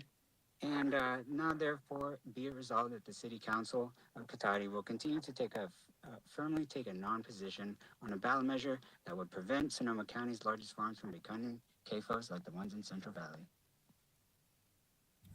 Right, thank you for your comment. The next hand is from Dawn Littmanson. Dawn, you have the floor. Thank you. I'm hearing some absolutely extraordinary allegations about Measure J, that they want to stop people from, that everyone in there wants to stop people from eating meat, et cetera, et cetera. Opponents very much ignore the fact that many local people are involved and behind this measure, and we're not opposed to the entirety of animal agriculture. What we are opposed to are large operations that pose a great risk of being reservoirs of avian flu. How ironic that CAFO operators want to blame some trespassers, purported trespassers, for causing avian flu, whereas these outbreaks on cattle dairies in the Central Valley and the outbreaks of flu among wild birds here in Sonoma County has nothing to do with protesters. What is a real issue is the disasters that we're seeing in the East right now from exceptional storms. We're going to have disasters like that on the California coast. And when we have 60 inches of rain in a month, that sooner or later will happen, you'll see flooding. It will greatly damage the environment when these manure ponds overflow or the holding tanks. The large concentration of chickens, I know this from my uncle having had a chicken ranch in 30 seconds. In Hessel for many years. They are vectors for disease, and the more birds you crowd together, you're endangering public health. So the combination of pollution from potential likely disasters and the public health risks means that a neutral position on Measure J would be very well found. Thank you. Great, thank you for your comment. The next hand is from Lynn Morton Weil. Lynn, you have the floor.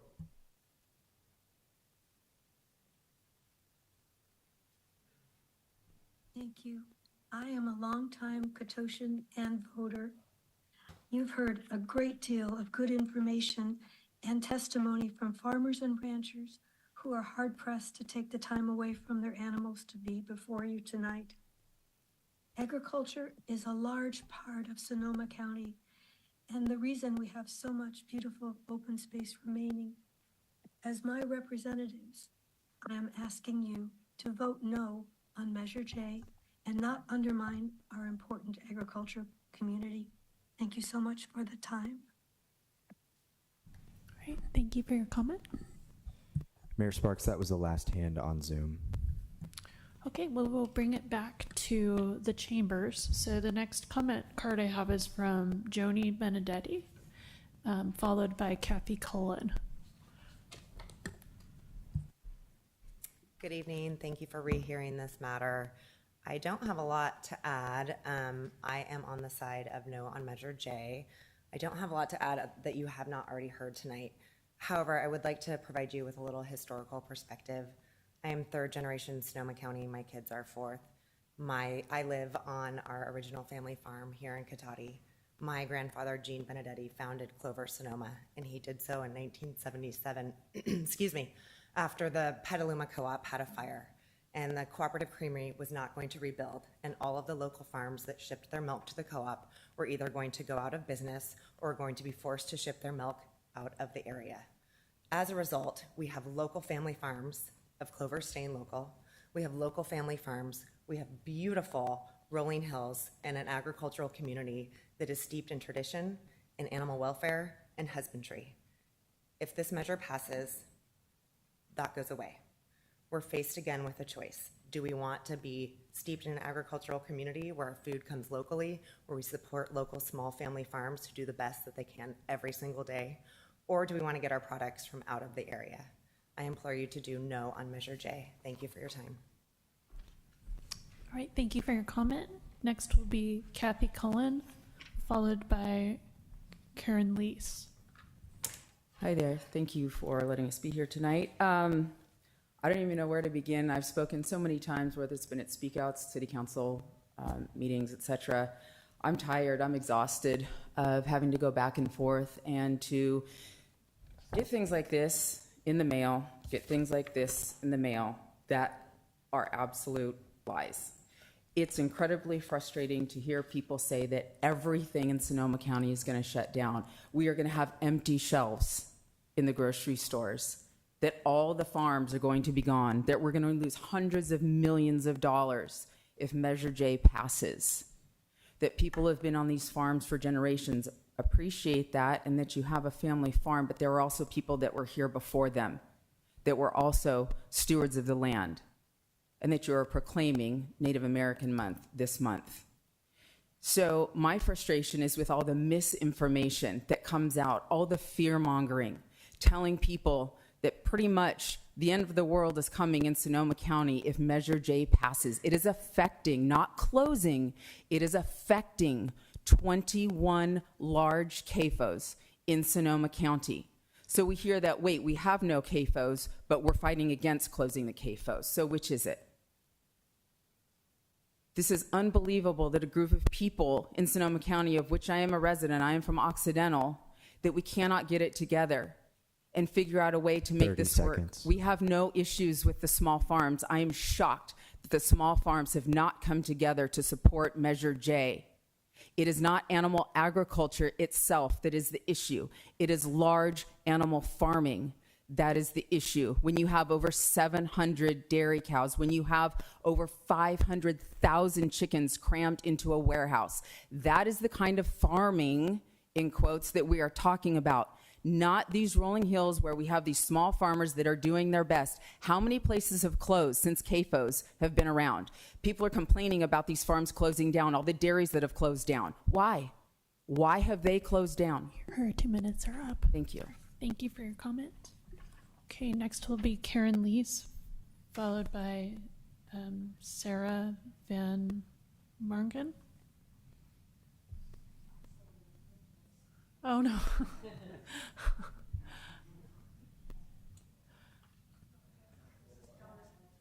No, we'll let you have time to walk up here. Yeah.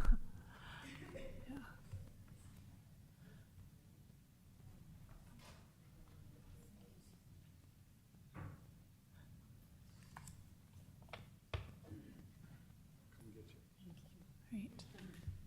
Welcome. Hi, my name is Corinne Lees, and I've lived in Sonoma County for 60 years. I live in Sebastopol, and I'm so happy to hear that you care about animal welfare. But a look inside these CAFOs, these large animal facilities, of which there are 21 in Sonoma County, will show you the sad lives that the animals live and they endure until they are slaughtered. Owners like to say, it's only one bad day. But for these animals, it's one bad day after another bad day, after another bad day, until they're slaughtered. And then they're thrown into a truck to the slaughterhouse. Whoops. So I've been behind these trucks, and I've seen the wings of the chickens that were broken wings that were thrown into metal crates and stacked high. And the silence. These babies know what's happening, and they are suffering. And one of the worst things is the baby male chicks that aren't wanted, they're usually thrown into a grinder and macerated alive. As for the cows, don't believe the beautiful photos of cows in lavender fields in South Africa on the No on J advertising. Most of the cows live in feedlots and are herded into barns, forcibly bred, hooked up to milking machines. Their babies are taken away, and there is nothing natural in their lives. 30 seconds. And they are killed when their milk production drops. Believe me, CAFO life is hell on earth. And no matter what the humane washing says, the animals in CAFOs are basically things. Factory farming benefits no one but the owner's bank accounts. They harm animals, our waterways, and the climate. So please do your democratic obligation and be fair to us voters and take no position on Measure J. Thank you. Great, thank you for your comment. Next, we'll have Sarah. Thank you. And that will be followed by Susan Bianchi. It's a tough name to pronounce. It's no problem. So I won't say that again. So I'm Sarah. I do live here in Sonoma County. I live in Windsor. and I am urging you to reject this resolution. At the last meeting where you discussed Measure J, council members spoke of the doom crying and the intense pressure from the No on J side. Since then, it seems to have only escalated. I just want to remind you also that some of our most environmentally conscious Democratic members of Congress, U.S. Senators Cory Booker, Bernie Sanders, Elizabeth Warren, and Representative Ro Khanna all vocally support the Farm System Reform Act, which would phase out factory farming across the nation by 2040. And it would restore America's small farming communities by transitioning away from the industrialized agricultural oligopolies that now dominate our farming landscape, both figuratively and literally, nationally and locally. And just to point that out, just to remember that, basically Measure J is a miniature version of the Farm System Reform Act. Not exactly, but similar. So the estimated 21 CAFOs in Sonoma County confine approximately 3 million animals, including an estimated 6,000 cows, 2.99 million birds, and that means 98.8% of the impacted animals are chickens and ducks. Yet the opposition to Measure J hardly talks about these animals at all. Where are the poultry CAFO owners who make up the majority of those who will be impacted? They're not here.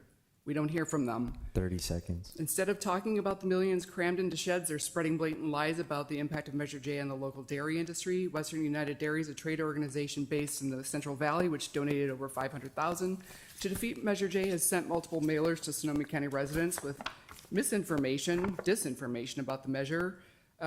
This one says that 60 dairies are going to be shut down. Well, we heard tonight that there are 53 or 54 left. Dana Guridelli, the executive director of the Sonoma County Farm Bureau, stated in October of 2022 that there are 47 dairies in Sonoma County. So, bottom line is there is disinformation going on. We have to stick to the facts. Thank you. All right, thank you for your comment. I would just like to, as a person running this meeting, I'm trying very hard to give everybody who speaks my full attention. So if there's gesturing going on in the back, it's distracting to me a little bit. So I'd please just ask you to refrain, because I am going to give every single person my 100% full attention while they're speaking. Okay, go ahead and come up, Susan Bianchi, and next we'll have Judy James.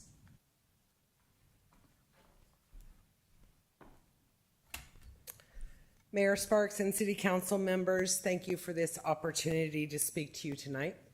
My name is Susan Bianchi. Our family dairy is just west of here in the Two Rock Valley. My husband's grandfather and great-grandfather started the dairy business in 1895 on the Mendocino coast, and then they came to Valley Ford in 1905. That dairy where they settled is currently in operation today with our nephew. Dairy is our way of life. Dairy is in our DNA. Measure J threatens that, and it threatens the jobs and homes of our employees that have worked for us for over 25 years. These people are extended family to us. Measure J threatens the agricultural infrastructure of Sonoma County. It threatens the viability of small farms. And most of all, it threatens food choices for Sonoma County residents. Measure J, as written, does nothing to improve animal welfare or to enhance environmental protection. In a debate last month, Christina Garfinkel called the county's economic analysis a cute little experiment. Actually, Measure J itself is the cute little experiment 30 seconds. brought to us by this group from out of county. They came here to Sonoma County hoping to get support of the small farmers, knowing that they didn't have a chance in other states or other parts of California. And yet, small farmers in Sonoma County do not support Measure J. Measure J does not belong in Sonoma County, where multi-generational farms thrive today because they are progressive, sustainable, resilient, and innovative. They walk in the footsteps of prior generations and make their forefathers proud. Sorry, your 2 minutes have finished. I urge you to adopt No on Measure J. Thank you. And was your name Susan? Yes. Yeah, okay, thank you. Okay, next we have Judy James, followed by Jexi Mondragon. Good evening. I'm Judy James, and I'm a longtime Cotati resident, and I urge you to oppose Measure J because it is poorly written ordinance that unfairly targets our local agricultural operations. If this measure passes, we risk losing essential local products like milk, cheese, butter, and eggs. Imagine going to Oliver's in Cotati and not seeing Clover Stornetta, Strauss, Petaluma Farms products on their shelves. Imagine not seeing Chloe the cow at your parades. Our local farms are already strictly regulated by county, state, and federal agencies. In fact, many of our local farms were some of the first in the state to voluntarily become organic and certified humane. The group behind this measure has a broader agenda. They want to push everyone toward a vegan lifestyle, taking away our access to local meat and dairy products. Supporting this misguided ordinance would harm our agricultural community and limit our choices. Please stand by your peers in local government and the vast majority of endorsing organizations in Sonoma County by opposing Measure J. Thank you. Right, thank you for your comment. Jexi Mondragon, followed by Maureen Granados. Hi, my name is Jexi Mondragon. I'm a lifelong resident of Sonoma County. Factory farm operators in Sonoma County have argued that size and scale has nothing to do with animal welfare and animal husbandry. If that's true, then why are we so proud of our small farms here in Sonoma County? If that's true, then why did Sonoma County supervisors tell us that we should try this in the Central Valley where the animal operations are even bigger? It's because we know intuitively that small farms provide animals with more individualized care. They treat animals more like animals, whereas large CAFOs treat animals like commodities in a system that maximizes efficiency for the sake of profits. One of the loudest opponents of this narrative has been Mike Weber, owner of Sunrise Egg Farm. Sunrise operates 7 of the 21 CAFOs in Sonoma County, and their largest location, over 500,000 egg-laying hens are confined with no access to the outdoors. Sunrise Farms was also one of the loudest opponents to Proposition 2, a statewide ballot measure to give more space to egg-laying hens and some other animals. At the same time, the industry made very similar arguments that it wasn't inherently problematic to confine hens in cages their entire lives. And instead of broad regulations, these facilities should be assessed individually to determine whether animals were being treated properly. An owner of Sunrise Farms even argued that chickens are happier in cages. This view of animals as products instead of living beings is industry standard and why we are in this mess to begin with. The word humane means something completely different to you and I than it does in some of these facilities. It's kind of funny how many of these third-party certifiers make their money primarily through these facilities that pay them for the certifications. One can intuit that if your money comes from the places, you're not likely to make them look bad. The opposition will claim that downsizing will shut them down without any basis to those claims. From the beginning, I'm sorry, folks. your 2 minutes are up. Okay, thank you. All right, thank you for your comments. Next is Maureen Granados, followed by David Rabbit. I've been a resident of Sonoma County for 36 years, and this particular measure is something that I find extremely important. When you sit here and you have a group of people who are posing as a wolf in sheep's clothing, shall you say, and trying to promote their agenda, when if you stop and analyze it, the majority of them probably don't even have a Sonoma County address. Find it funny that half of them come from Petaluma? That's because they're renting their flop house to get them through while they're trying to push this measure through. And when you have people who are going to get up there and try and tell people who are longtime farmers and ranchers and dairymen that, you know, oh, it's just to cut back the numbers, it's a crock. You're not going to get a bunch of farmers and ranchers and especially dairymen to sit for a couple of hours at this time of night if this wasn't an important measure. It's something that I'm surprised, you know, I would think would have already, I bet you're regretting the fact that you didn't take a stand on it before tonight. But I would think that it would have been something that would have been a no-brainer, because it's so misinformed and misdirected as far as how they're presenting their information. I was an animal science major at UC Davis. I know when people take good care of their animals. I've been to a lot of these dairies and places around here and seen how they treat their animals. And these people put time and energy and care into taking care of them 30 seconds. and promoting good welfare, regardless of what they're trying to put down your throat. So I frankly think it's a bullshit measure, and I think you guys all ought to oppose it and you know, understand what their agenda is. I'm sure some of you are vegans or vegetarians, but nobody's trying to shove a steak down your throat, and nobody should be trying to shove this shit down mine. Have a good night. All right, thank you for your comment. Next will be David Rabbit, followed by Amy Bardana. Thank you very much. It's great to see all of you. And just to be perfectly clear, I'm not here tonight as a member of the Board of Supervisors. I'm here as a citizen of Sonoma County who cares deeply about this particular issue. We all care. And for the record, my youngest daughter is a vegan, and she does oppose Measure J, as does her fiance, who is also vegan, who opposes Measure J. We all care about the environment. We all care about the treatment of animals. And Measure J, as was mentioned earlier, neither introduces new animal welfare or environmental protections, nor does it strengthen existing ones.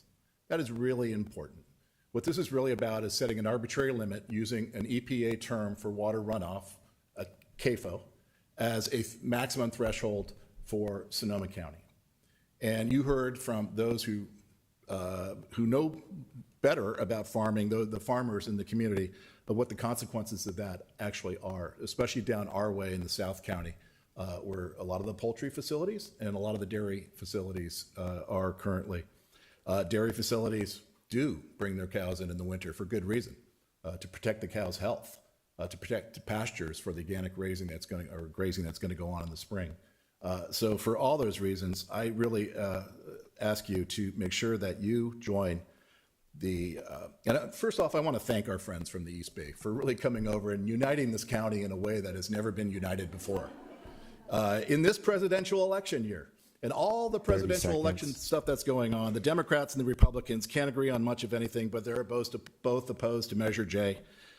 Your congressmen, Thompson, Huffman, Senators McGuire, Dodd, Assembly members Aguiar, Curry, Wood, Connolly, all oppose Measure J, as do 42 of your fellow council members here in Sonoma County, including also groups such as the North Bay Labor Council and Sonoma County Conservation. From all sides, people see through this measure for what it is, that it's poorly written, will be poorly executed, poorly implemented, and will be detrimental and cost the county $500 million. And I encourage you to oppose this measure. Thank you. Thank you for your comment. And I do want to acknowledge we have more commenters on Zoom, and we'll be returning to Zoom once we get through these comment cards. Okay, next we have Amy Bardina, followed by Jordan Mart. Hello, hi, my name is Amy Bandiera, and I was born and raised in Santa Rosa. I scan cancer patients, PET-CT in Santa Rosa. Please do not support this resolution. CAFOs are bad for animals, but they are also terrible for the environment and public health. Even if you personally feel that there are some CAFOs in Sonoma County that are good for animal welfare practices, these facilities are harming the environment and are threatening public health. CAFOs produce enormous amounts of waste. A single dairy CAFO produces more waste than the entire human population of Petaluma. This waste is often stored untreated in massive manure lagoons, leaching into groundwater and emitting methane, and potent greenhouse gas that is accelerating climate change. This is why the Sierra Club opposes the creation of new CAFOs and encourages the phasing out of existing CAFOs as exponentially as possible, exactly what Measure J would do. The American Public Health Association also warns the dangers of CAFOs, calling for precautionary moratorium on new CAFOs due to the health risks they pose. We can see this for ourselves now more than ever. Just last week, 2 humans in California tested positive for the avian flu. There were dairy farm 30 workers seconds. from the Central Valley, thank you. Dozens of dairy herds now have tested positive, and the impacts on the cows are worse than what veterinarians expected. I think it's only a matter of time before we see it here in Sonoma County. The CDC states that 75% of newly emerging infectious diseases can impact humans coming from animals. These factory farms are breeding grounds for disease. Even if you don't think CAFOs are synonymous with animal cruelty, there are ample reasons to phase them out. Please reject this resolution. Thank you so much. All right. Thank you for your comment. Jordan Mart will be next, followed by Amy Hausman. Hello, Council. Thank you for hearing us tonight. I'd like to start off with AI came from migratory fowl, not the other way around. And that is data-driven, not an opinion. Measure J is really about choice. Farmers currently produce food in Sonoma County that is sold locally in grocery stores such as Oliver's and Polo Market.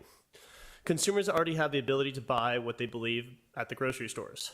And I can almost guarantee that the council members in the community of Cotati have products in their fridges that come from local farms that this measure would shut down. And these products are the few local, not highly processed products left in all the grocery stores. We are one of the few chicken farms left in Sonoma County, where there used to be thousands. When my family and I heard about this measure, we were scared and still are, but at the same time, we see it as a way for farmers and consumers to reconnect and to share the story and keep Sonoma County agriculture alive. My dad started a chicken farm back in 1983 with the premise of being cage-free.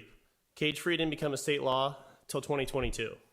We were also the first organic egg in the 90s because my mom wanted organic egg for us. We were the first one to do it west of the Mississippi in the United States. This measure would destroy our local food shed and my family's past and its future. Oddly enough, I would assume the supporters of Measure J eat organic food, and true organic food is grown using animal byproducts as a fertilizer. Sonoma County is a special place because of its agricultural roots, and I hope this continues to be a focal point of the county for years to come. 30 seconds. We appreciate all of your support and hope to keep food local by opposing Measure J, and everyone deserves local egg. Thank you.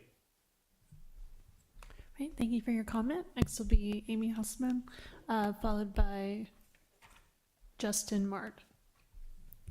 Hi, my name is Amy Hausman. I serve as the Animal Science and Equine Science Instructor at Santa Rosa Junior College.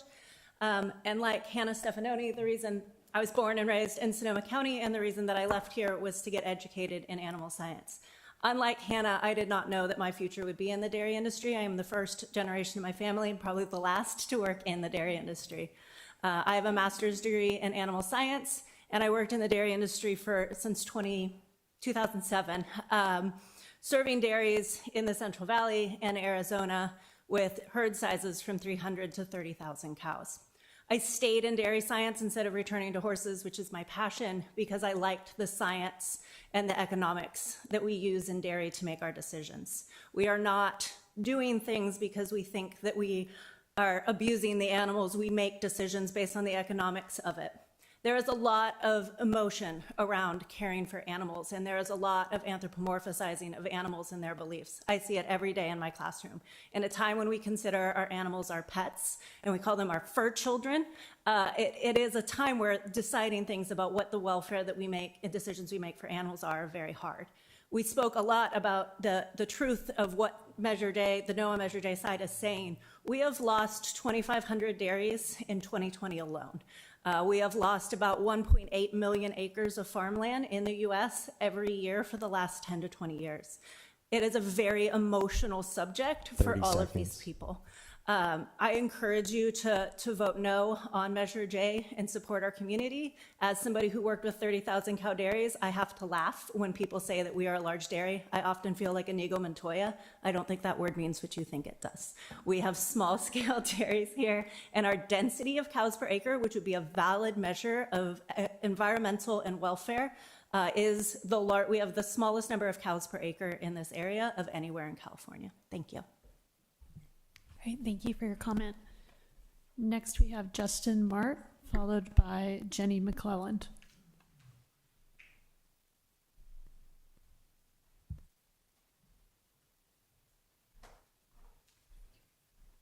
Hello, everyone. My name is Justin Mart.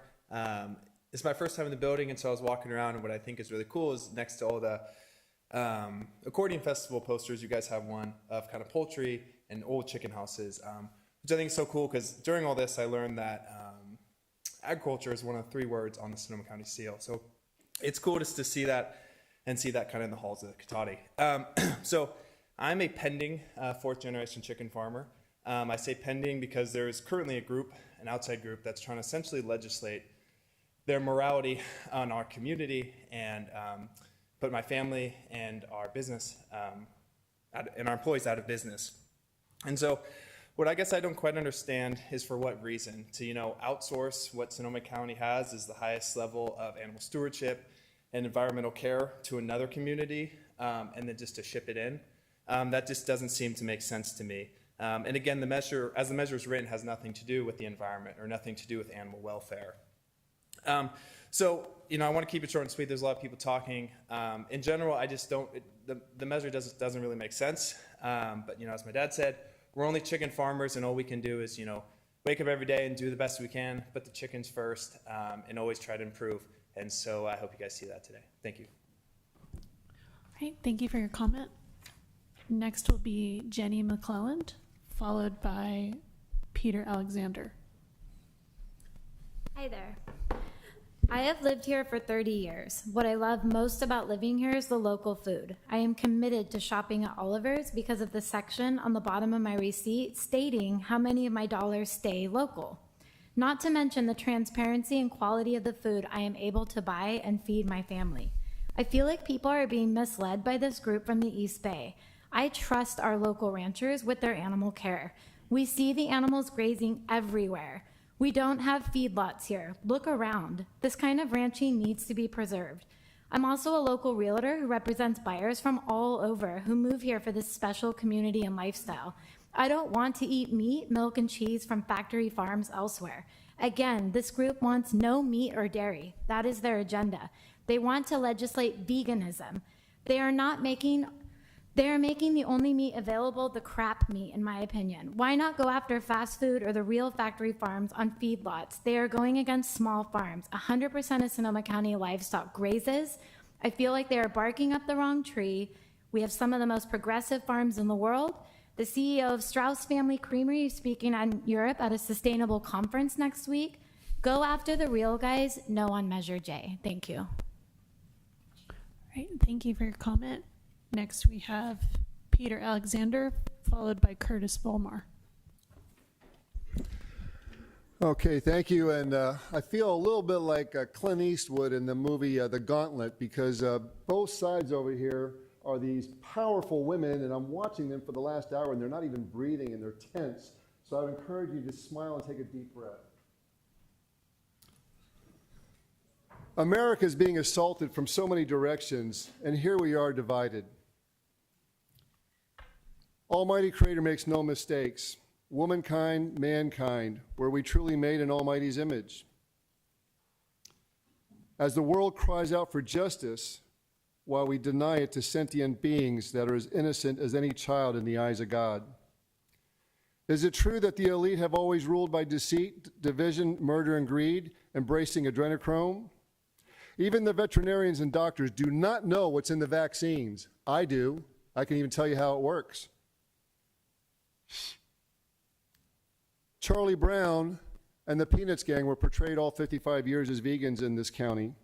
And it was Luther Burbank who said this is the place, the best of all the earth to grow veggies and fruits. Now, without taking sides, I suggest that these women, which are smarter than men, could get together for some discussions and realize they have an amazing opportunity to do something very unique in creating a situation where bring in some other people like Mioka and see the possibilities. 30 seconds. Have the discussion of the possibilities of creating the world's premier gourmet vegan dairy products and having huge greenhouses growing the world's best vegetables and fruits. The true promised land is beneath our feet.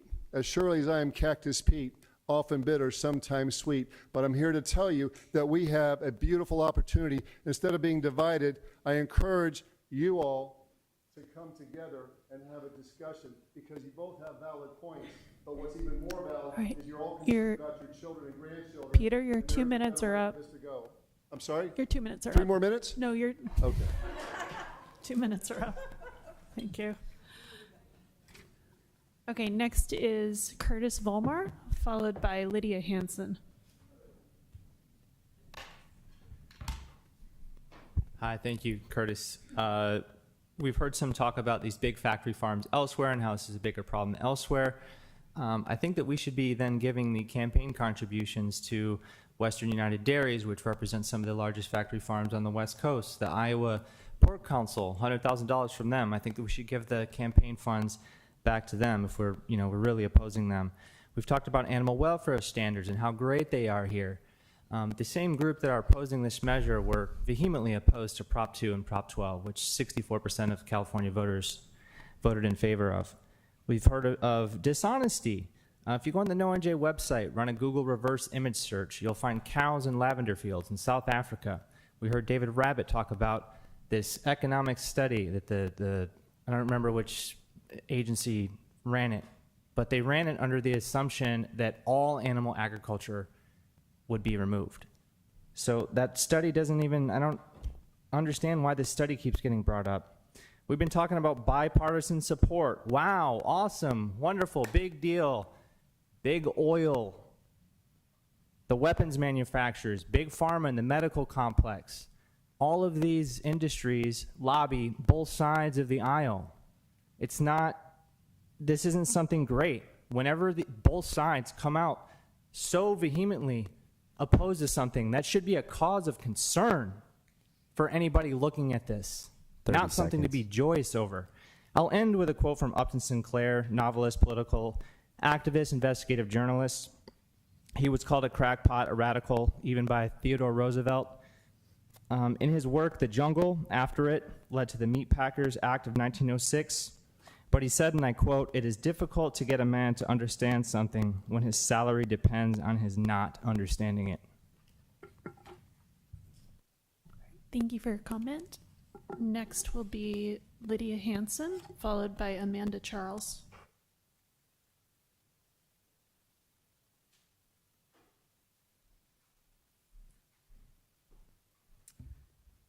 My name is Lydia, and I am a fifth-generation farmer in Petaluma, and my children are the sixth. Our organic, pasture-based dairy farm would be shut down if this measure closes.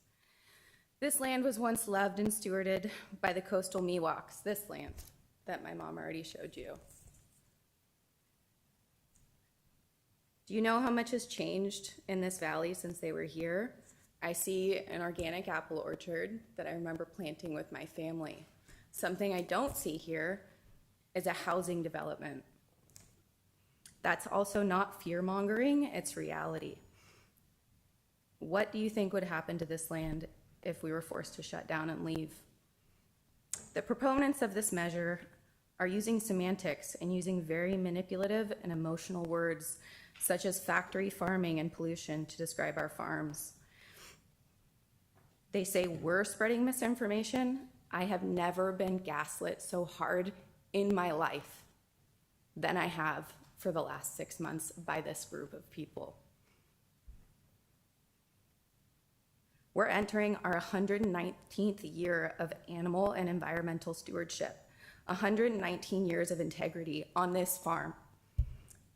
Calling us a factory farm does not make us one. Yes on J believes that any animal that is on an agricultural farm, no matter the size, is animal abuse. 30 seconds. We know that's not true. We see our animals every day. We see our land thriving every day. We live here every day. I urge you to stand behind your community, our community, to protect our local food supply, to stand behind our farmers, and to adopt a resolution to oppose this measure. Thank you.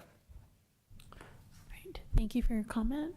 Next will be Amanda Charles, followed by Andrea Kraut.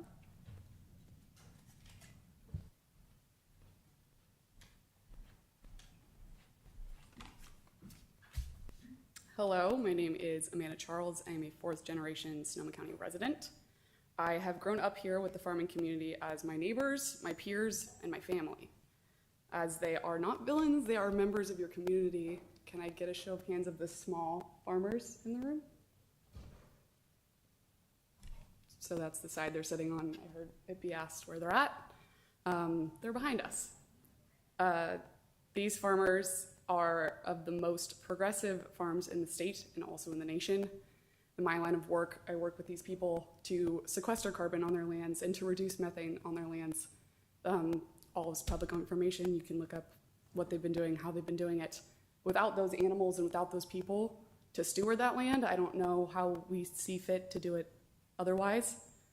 Removing these farms will remove local food options for all socioeconomic families in this community. Removing these farms will result in displacement and unemployment of farm workers and their families. Removing these farms will weaken the health of our environment. I ask that you please not punish our family farms for growing their operations to feed our growing population.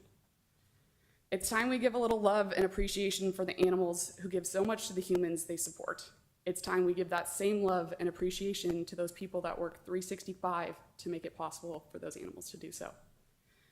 Measure J is not only an attack on the farmers and the animals, but the members of Sonoma County as well.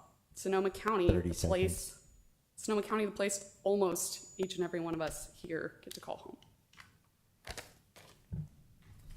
Right, thank you. Next is Andrew Kraut, and then we'll be going back to Zoom. Good evening, Mayor and council members. My name is Andrea Kraut Sanchez. Thank you so much for revisiting your position on this measure.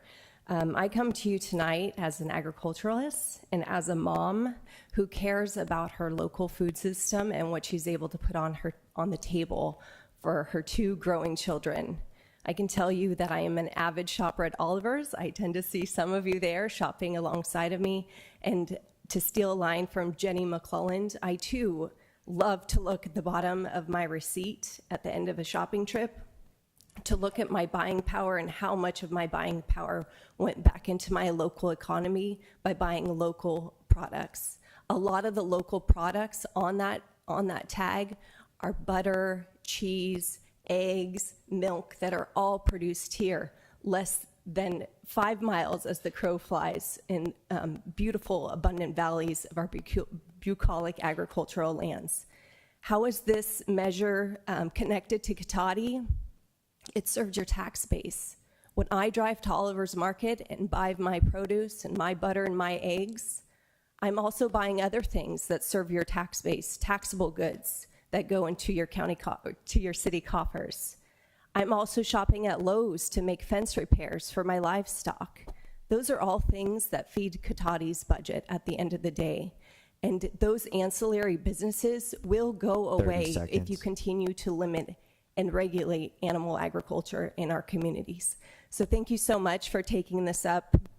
One more point that I'd like to make is something that we felt more than ever during COVID was food security. And if we look at this measure through an equity lens, we want safe and abundant food for everyone who lives in Sonoma County and Cotati. Thank you so much for taking a no position on this measure.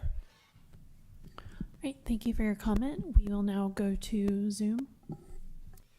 Thank you, Mayor Sparks. Once again, speaking to our Zoom attendees, please use the raise hand icon to make a public comment. We do have a hand from Chase Cokes. You have the floor.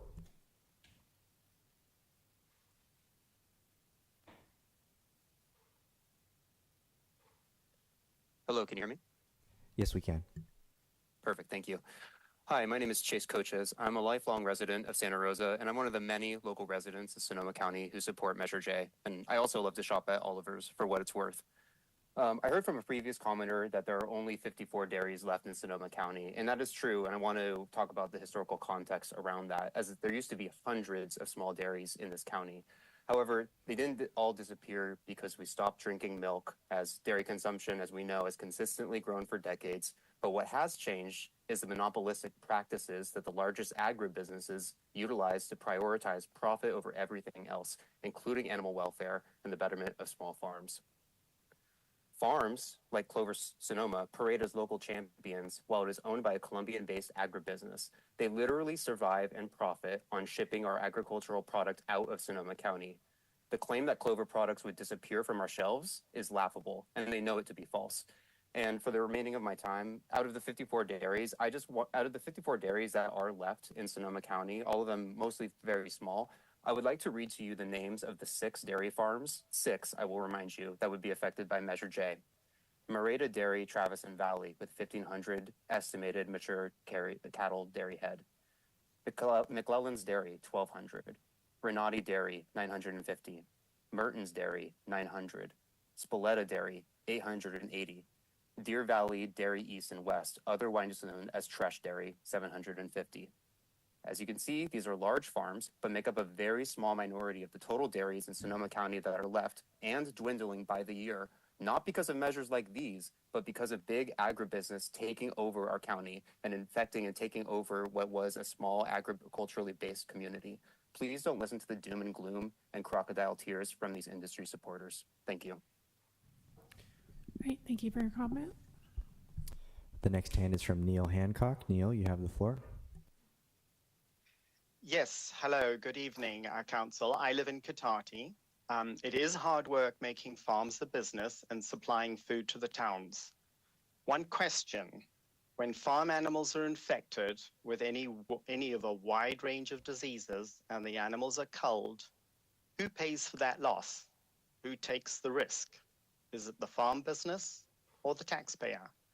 According to the Press Democrat, 169,300 ducks were disposed of November 22nd last year at one farm in Sonoma County. The PD also says federal and state food safety protocols require that the entire flock be destroyed if a single case is detected. The animals cannot be removed from the property, so they are typically composted while the site is quarantined for up to 3 months. Really hard for the farmers. I do appreciate the hard work that goes into providing food, but we do hear about systemic risks in the way businesses are managed. And I haven't heard anybody else ask this question. Measure J may not be the way, but the question of systemic risk for large and larger farms should still be visible. Thank you very much. Great, thank you for your comment. Final call for hands on Zoom for public comment. Mayor Sparks, that'll end public comment. Thank you.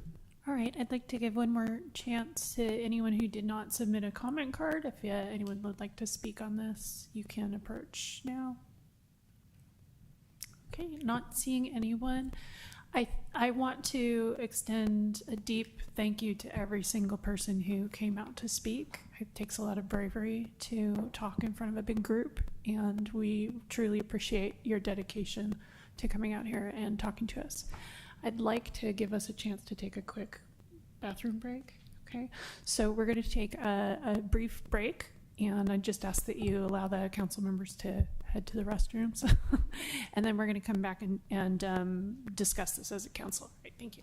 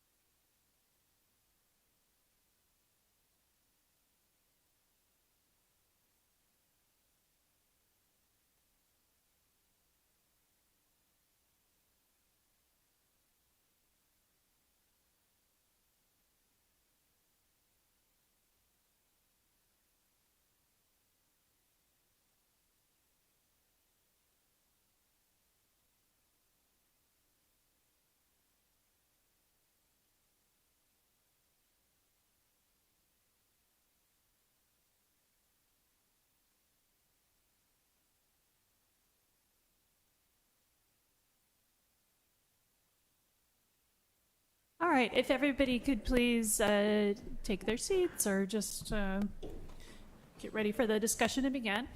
I'm going to give everyone on the council a chance to give sort of their starting comments. I'm going to start on this side and move across to council, and then to Councilmember Rivers, and then Vice Mayor Ford and myself, and then we'll continue the discussion from there, but give everyone a chance to make some initial comments. Sure. Okay, thank you. First of all, I am vegetarian and my husband's vegan, so we come from a vegetarian vegan household. And I was the person on August 13th that requested we put the item on the agenda with a goal of a resolution in support of no on J position.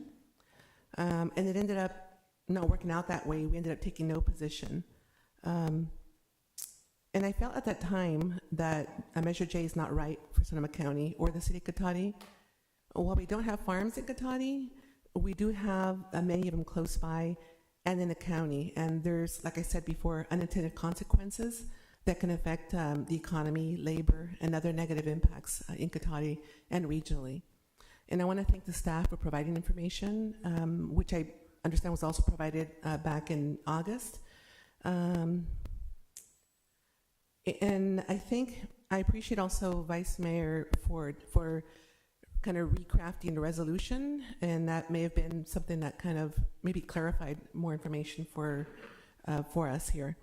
So that's kind of some of my thoughts right now. I still feel that there's a lot of unintended consequences that could impact our community. Okay, thank you. Councilmember Hart. Hey, I would really like to thank everyone for coming out, and as some of the folks mentioned, that they've had to come multiple times.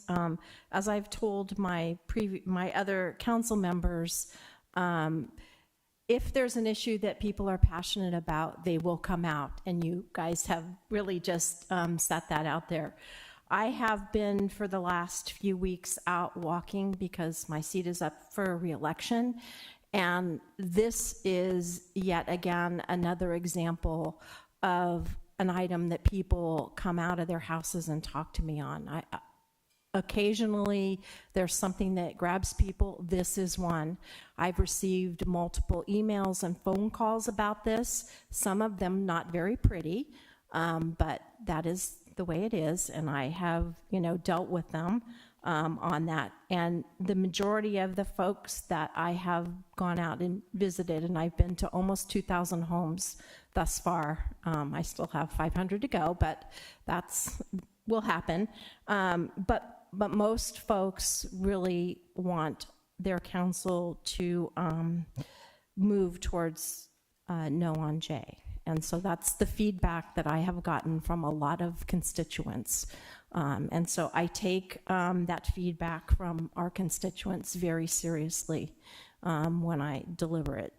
So that's where I'm at. And I agree with you that there are some things when I have read the measure, and I've read it probably 10 times to try and kind of unpeel it, there are things in there that for me are very unclear and could go multiple ways. And one of the things that concerns me is that this will end up in a legal battle.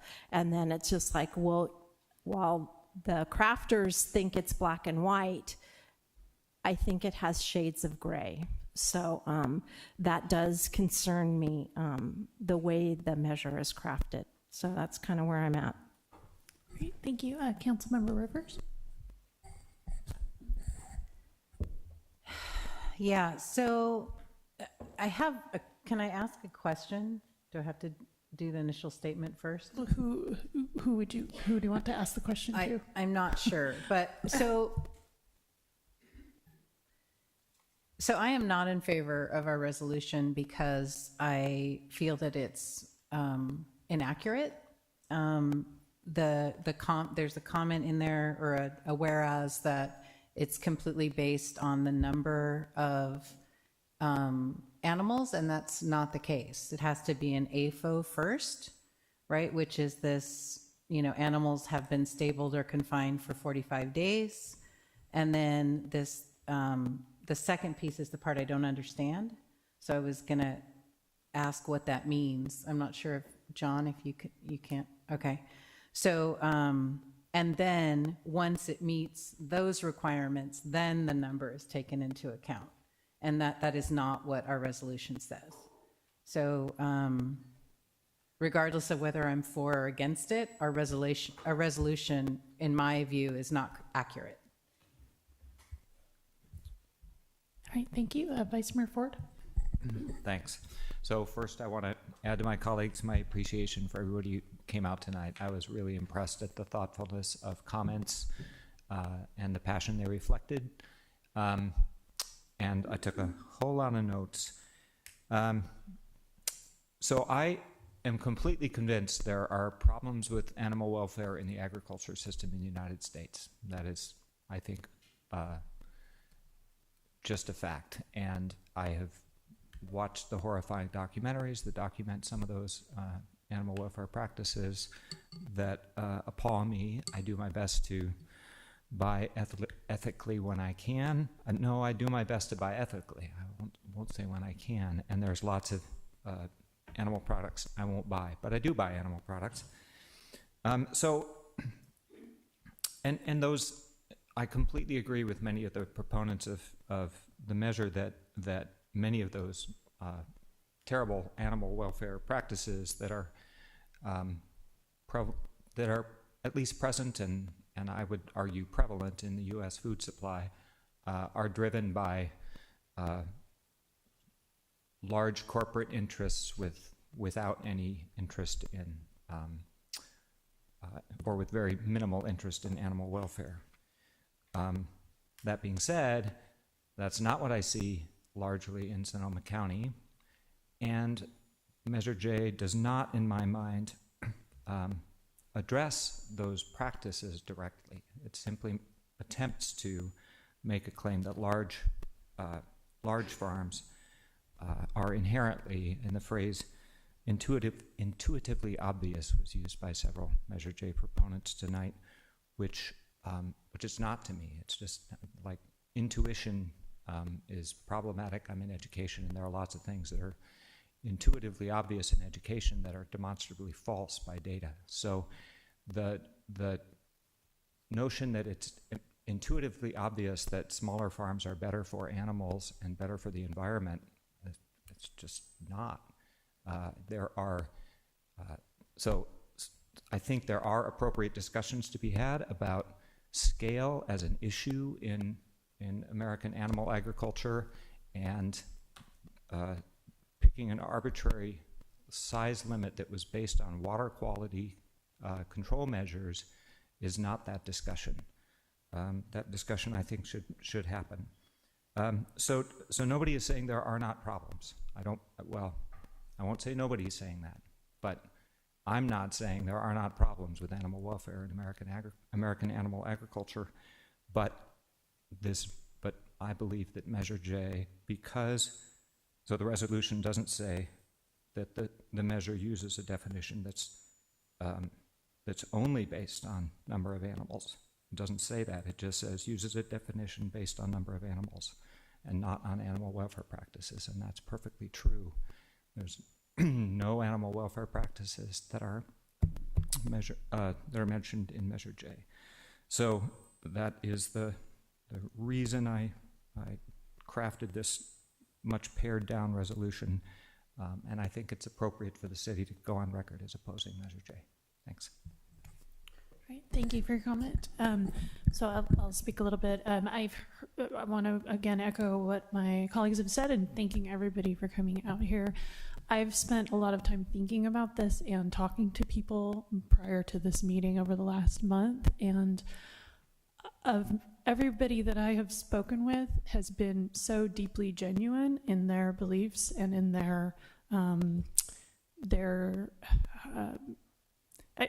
on both sides. I've spoken with people who have really deeply held beliefs who I have complete empathy for, and so it's such a difficult issue because I want everyone to feel heard and recognized.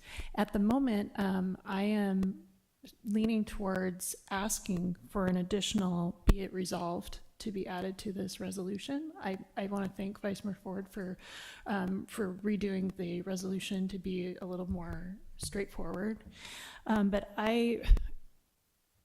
I've seen some of the videos that have come out, and I've had the context of them explained to me in the sense that, well, here's why you shouldn't really be bothered by what you've seen in those videos. But some of them are so horrific that my own conscience doesn't allow me to look away from it and say, well, you just have to be okay with some level of that sort of thing if you want to have animal agriculture. I don't think that's true. I think that we can have standards that don't allow the types of inhumane practices that I've seen, and I don't think that that's happening on the majority of farms by any means. But there are some where it seems like things are happening that are unacceptable to me. So I feel that Measure J is flawed in that it does not exempt operators who are truly doing good animal welfare, practicing animal. I'm sorry, I'm nervous with all you people here. I feel that Measure J has some flaws in that it's not clear exactly how many farms it's going to affect, that it's going to take legal determinations on a case-by-case basis. There aren't exemptions for people who are doing good practices that are, kind of best practices that many other counties would envy. So at this time, I don't think that Measure J is the right solution, but my conscience doesn't allow me to support a no resolution unless we try to do something. So I would like to add a be it resolved that says something to this effect. Be it resolved that the city of Cotati calls on Sonoma County to fully enforce all applicable laws and to take every possible action to end animal suffering in Sonoma County, so that we at least are stating to the County of Sonoma that we deeply care about animal welfare in Cotati and we don't accept animal cruelty, but we don't feel that Measure J is the right solution. So that's where I'm at right now. Yeah. Can you please read that again? Sorry. Sure. I want to absorb it. Yes. Be it resolved, the city of Cotati calls on Sonoma County to fully enforce all applicable laws and to take every possible action to end animal suffering in Sonoma County.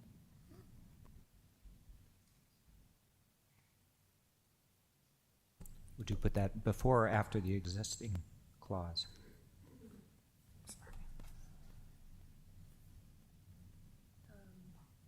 I don't have a preference on which order it goes in. How about after? Okay. And I'm wondering how my fellow council members would feel about adding that. I'd be fine with it. Okay. Any further discussion that people have? Yes. I really would like to ask the question. Is there anyone who can tell me what this crops, vegetation, forage growth, or post-harvest residues are not sustained in the normal growing season over any portion of the lot or facility? That's the second requirement for the AFO part of the CAFO. What does that mean? I don't understand what that means.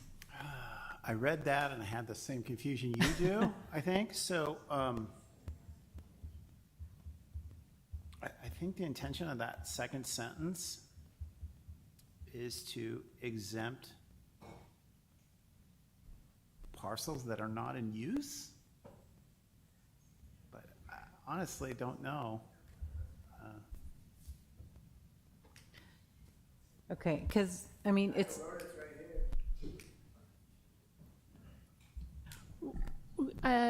If you want, we could take a brief break that would allow us time to look at that section. I've read through the whole thing carefully and I might be able to answer your question, but I need to pull up the actual measure if you want us to do that. Okay, I mean, it's just because it's not a, it's not a CAFO just because of the number, that those first two things have, one of the two things have to be in, or it actually has an and. So these two things have to be in place first before you count the number. And so I, so the part about the animal welfare, I think is spoken to with the 45 days confinement per calendar year. And my understanding also is that there are regulations that require animals to be confined when it's raining or bad weather, that kind of thing, which could potentially be more than 45 days in a calendar year. So I don't know how that, legally, how do they navigate that? John, lawyer of the city. Well, I haven't had an opportunity to study this. I'm still, just looking at it now. I honestly don't have a good answer for you. And I'm guessing the answer would be different whether you're in support or against this measure. So I'm not going to ask the crowd because I have a feeling it would be a different answer to the same question. So, I think that it's a technical determination that that the land, the lot for the facility is not, if it's used for growing crops, it's not classified as an AFO. I think that's the main point of that section. I don't know if that answers your question.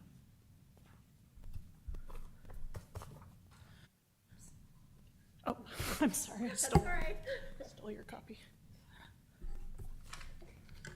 Okay.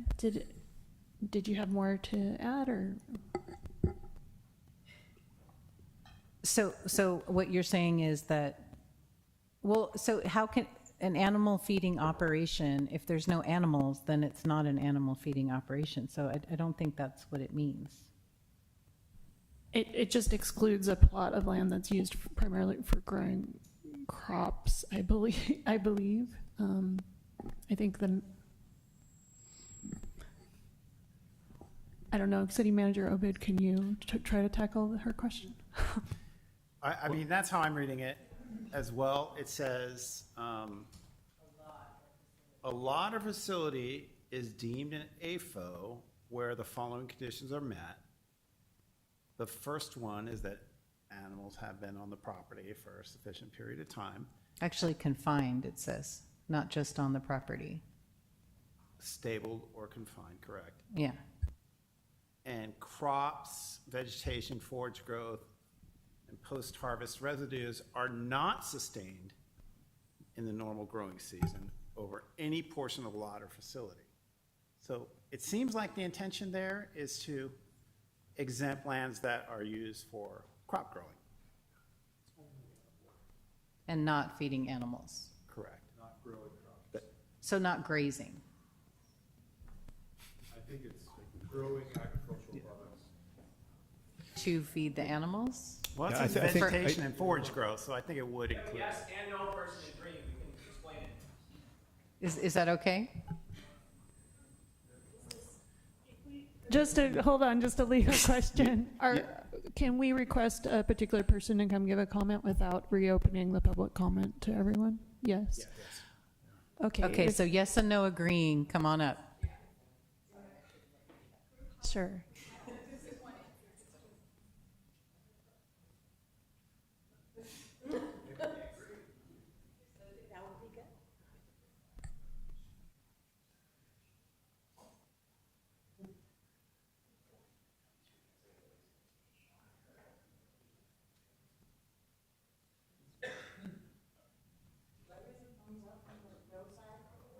Oh, this is not appropriate. If you want to come give a comment to us real quick, you can, but we can't. We have people from both sides here coming together to help out with this, which I think is also great for this measure.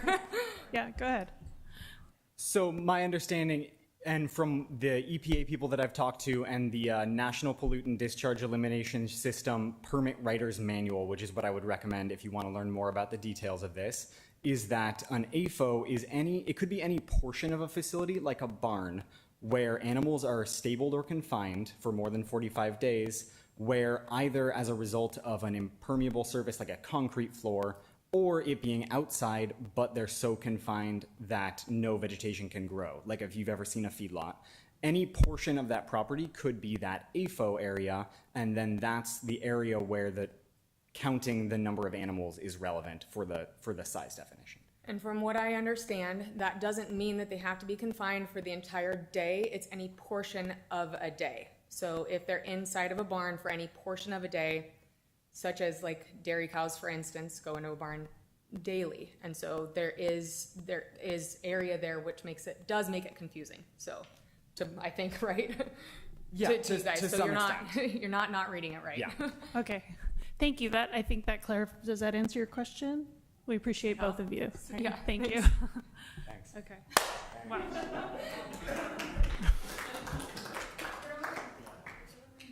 And therein is Sonoma County, right? Thank you very much. Thank you. All right. Well, if there's is there any further discussion or comments that folks would like to make, or would someone like to make a motion? I'm happy to move that we adopt a resolution opposing Sonoma County Measure J at the November 5th, 2024 general election with the additional, therefore be it resolved, as proposed by the mayor, added after the existing, therefore be it resolved. And I'll second. Okay, we have a motion and a second. All in favor, please say aye. Aye. Any opposed? Yes, I oppose it. Okay, any abstentions? All right, so that passes with a 4-1 vote. All right, thank you very much to everyone who came. We appreciate you so much, and we hope that you have a good evening tonight and get home safely. And we'll take about a 5-minute break. We got one item.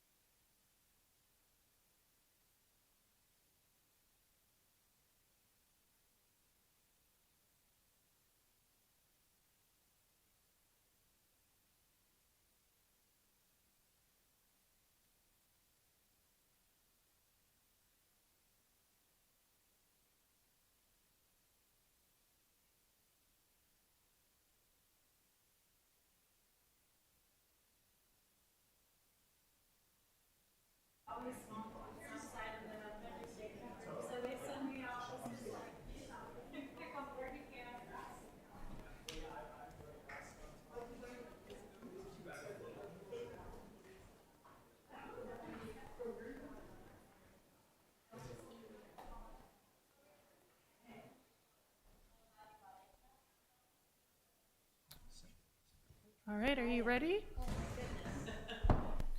Okay, we are now going to move on to item 13C, which is the City Selection Committee for the Measure O Oversight Committee. I think I'm going to need to limit public comment to 1 minute each so we can get out of it. No, I'm just kidding.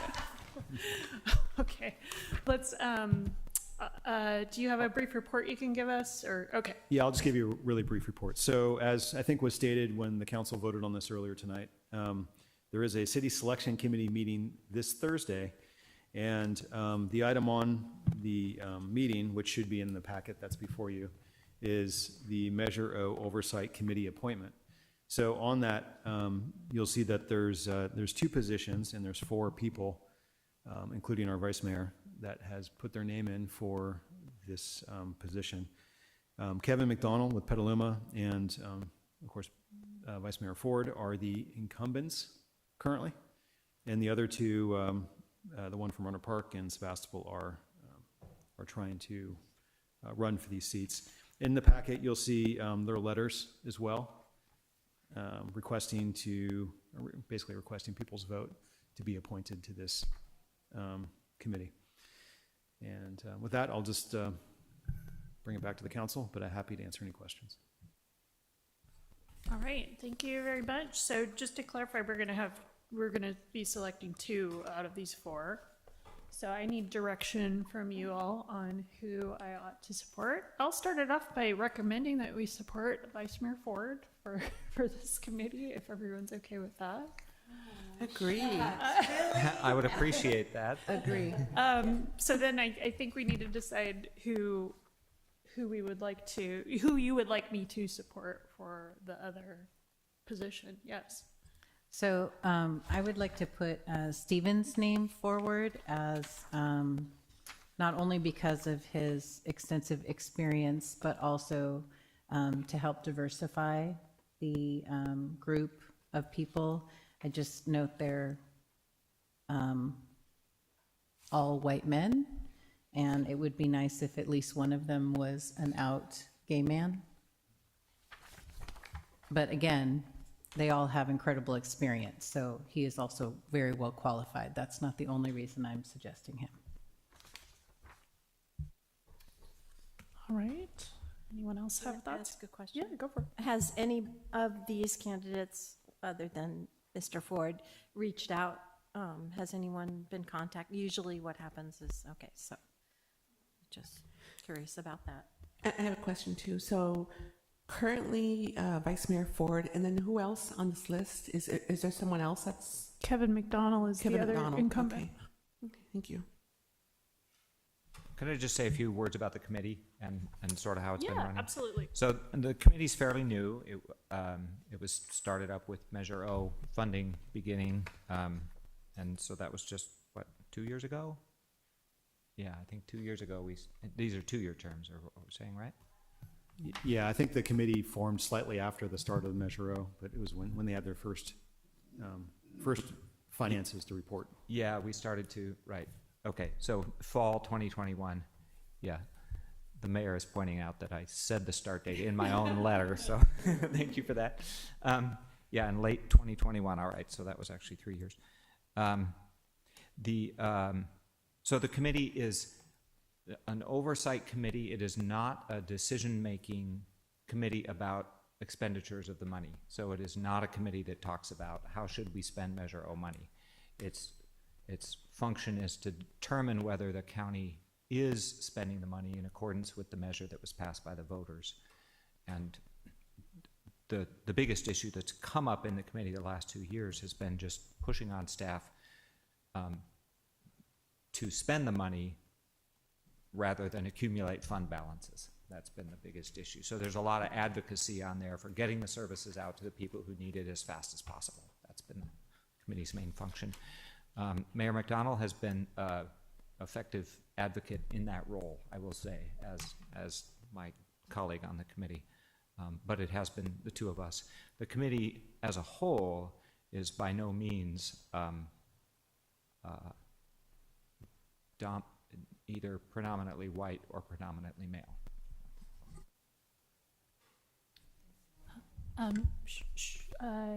Yeah, go ahead. Sure. Yeah, I just wanted to also offer that I like the idea of someone who has been on it and someone who has not together. I like that idea as well. Okay, yes. Thank you for that feedback, Vice Mayor. That was going to be my question, was how has it been serving with Kevin? I mean, when someone puts in a lot of effort to learn a committee and is there when they're started getting going, unless there's been an issue, if you told me that, you know, he's not there or he's not participating or, you know, usually when someone asks to be reappointed, you know, customarily, you know, we would, you know, honor that continuation of their commitment. So I would prefer if we leave the two incumbents in there. Yeah, any thoughts? Yeah. Yeah, my thoughts, you know, like I said, in hearing kind of what different city council members have been saying, is I tend to kind of have learned that sometimes being on committees for more than a few years kind of helps build knowledge in an area. And so I would support Councilmember O'Donnell, Kevin O'Donnell, to continue in the position. Okay. I would tend to agree and support just continuity with the two people, since you've mentioned that there's that one specific issue of trying to make sure those funds are going out. And both of you are really familiar with that. And I've heard Mayor McDonald advocate along those lines throughout the year at the mayors and council members meetings as well. So yeah, I would be in favor, since you have been there and the two of you have that experience on it already, you're sort of more positioned in my mind to be able to advocate really strongly than a new person coming in would be able to do at this juncture. And you've only been there a few years, so it's not like you've been hogging the committee for a decade or anything like that. So, okay, do we need a motion, or maybe we should just to I'd like to make a motion that we put forth Ben Ford and Kevin McDonald. I'll second the motion. Okay, we have a motion and a second. Any further discussion? Okay, all in favor? Aye. Aye. Any opposed? Any abstentions? Okay, so that passes, and I think that's the end of our action items for the night. So we will move on to our city manager report. All right, thank you, Mayor, members of the council. Now for something completely different. All right, so the sidewalk gap closure that the council had approved recently, we should be seeing them starting to mobilize maybe even as soon as next week. So it's moving forward. There is a lead and copper rule revision. This is like a EPA, federal EPA water quality rule, and it's not in place yet, but it's coming. And the city did, in advance of that, completed an inventory of all of our distribution lines and service lines, and determined that we don't have any lead pipe. I think this is coming sort of a roundabout way from like Flint, Michigan, and communities like that had significant lead problems in their water distribution systems. So I guess Craig was telling me that some communities have up to, 10,000 services or something like that in their system, and they have like something like 42 years to replace it all. So like a major project in some communities. But the good news for us is there's none in our system. So nothing to worry about here, at least on that. Also, we are, we've talked about this in budget sessions and so forth, but we have Public Works has an asset management work order system that is live, and so it's internal at the moment. It just went live.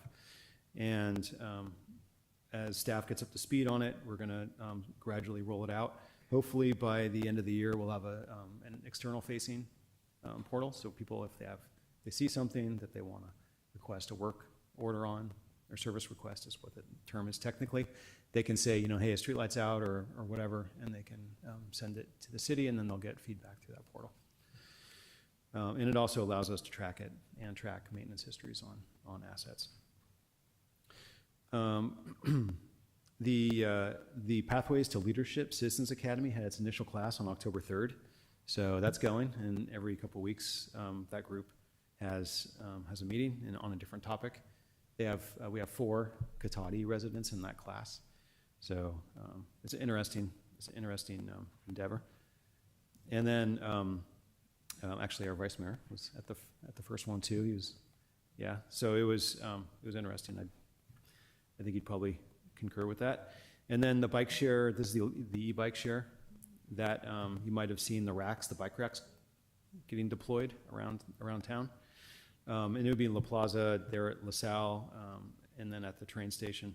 And Drop Mobility is the name of the company that's going to be installing the bikes, and the bicycles should be going in next week. And we're one of the first cities to do it because we have all of our stuff in order. Other cities, I think, are trying to catch up still, but you should see that very soon.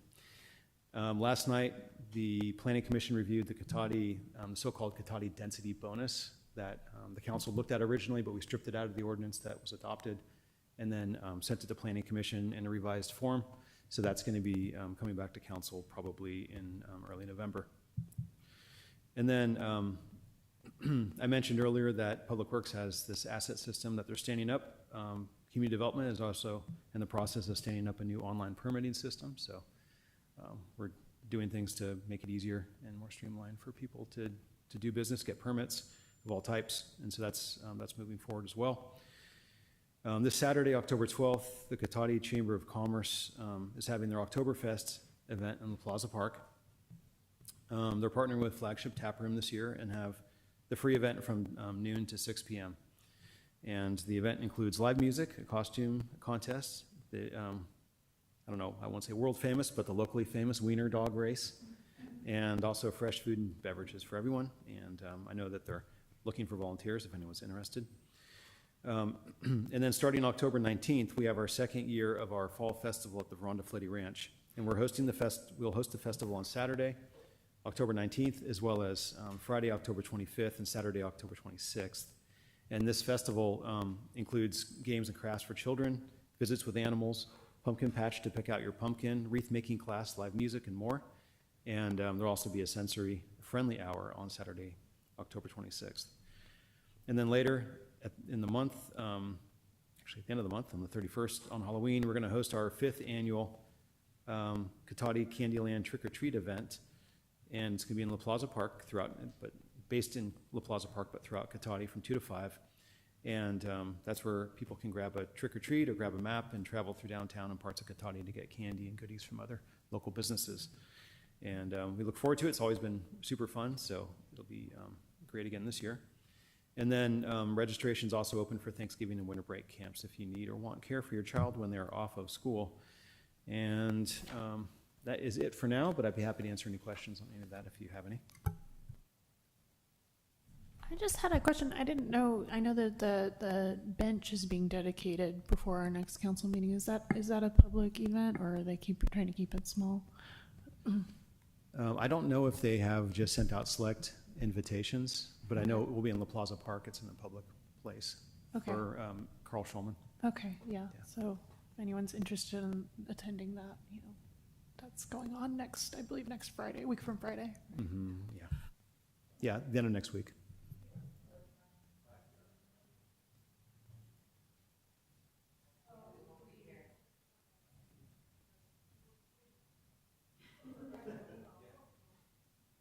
Okay. Thank you. Okay. Any other questions for City Manager Obeth? All right. So I'll open it up for council member reports. Does anyone want to start us off? All right. Go for it. Okay. So October 2nd, I went to Progressive Tribal Alliance meeting, and I am proud to say that I'm a board member now of the Progressive Tribal Alliance. So I'll be helping them with civic engagement and kind of growing leadership and more civic engagement within the Native American community. So I'm really proud and happy to support them however I can. October 3rd, Sonoma Clean Power. Thank you, Vice Mayor Ford, for covering the meeting. I was unable to attend it, so he has a report on that. October 4th, Regional Parks Foundation, and then I had an executive board meeting the following day on Saturday. Today, there was a Cotati Chamber of Commerce meeting that was going to be rescheduled, so I'll learn more about that later. Tomorrow, I'm going on Spanish radio to talk about City Council and civic engagement for Hispanic Heritage Month. That's on La Máquina Musical de la Musiquera, Spanish radio stations. And then Monday is Indigenous Peoples Day at Santa Rosa JC at 11 o'clock on Monday. So that's my report. Thank you. Thank you. Does anyone else have a report? Yes, go ahead. The mayor or the vice mayor were not able to go to the Sonoma County Master Planning for Aging, so I actually went, and it was really pretty amazing. So it'll be a little bit longer, my report, than normal. So to start things out, they mentioned that Sonoma County has a very high percentage of folks over the age of 60, and we are second in the state at 28%, only behind Marin, which is at 29%. So we have a great deal of folks aging. So that kind of set the stage. So they have been working on a master plan, because to have the plan allows us, like many other of the JPAs that we're on, it actually sets the stage so that we're better prepared for our individuals, as well as better prepared for funding as funding becomes available, much like we are for grants for, some of the water and other things. But the plan has 6 different areas. The first one is housing, and they're trying to increase the availability of preventive and supportive services to allow older adults and people with disabilities to age in place without concern of safety and homelessness. Transportation, make accessible, safe transportation available for older adults and people with disabilities, regardless of where they live. The third is health, assist older adults and people with disabilities in accessing health services and support the needs to maintain and improve their health and well-being. Fourth is wellness, equity, and inclusion. Ensure that older adults and people with disabilities can easily locate, access information, resources, and opportunities for greater social connection. The fifth is caregiving. Reinforce the value of caregiving by improving resources, support, and training for paid and unpaid caregivers. And last is economic security, to ensure the basic needs are affordable and attainable for all older adults and people with disabilities. The reason that there's all the comments about the people with disabilities is that they work together with the Becoming Independent folks. So there was a lot of folks from that in there. So it's older population as well as the other population. So it was great. So it was a great session. They're working, they put this plan in, the supervisors approved the plan, and now they have to work down the next layer into what are the strategies to meet some of these things. And of course, I volunteered to help. But, so I'm sure I'll be hearing from them, and for sure I said I want the updates, because the better prepared we are to have people age, the better off we're going to be for our whole community.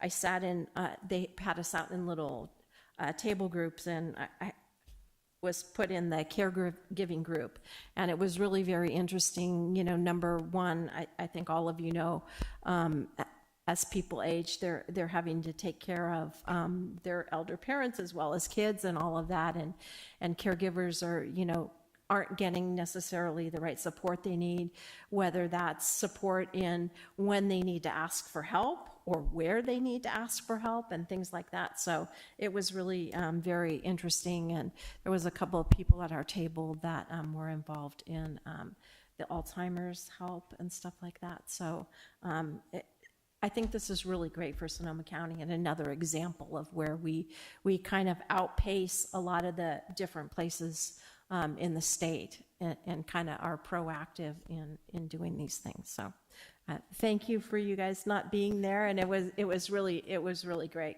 So it was well worth my 3 hours. I really appreciate you going, and I think they scheduled it during our classes that Yeah. we teach, so couldn't go. Is there a way that we can get on the update list as well? I'm sure or- there is. Okay. Yeah. All right. Other reports?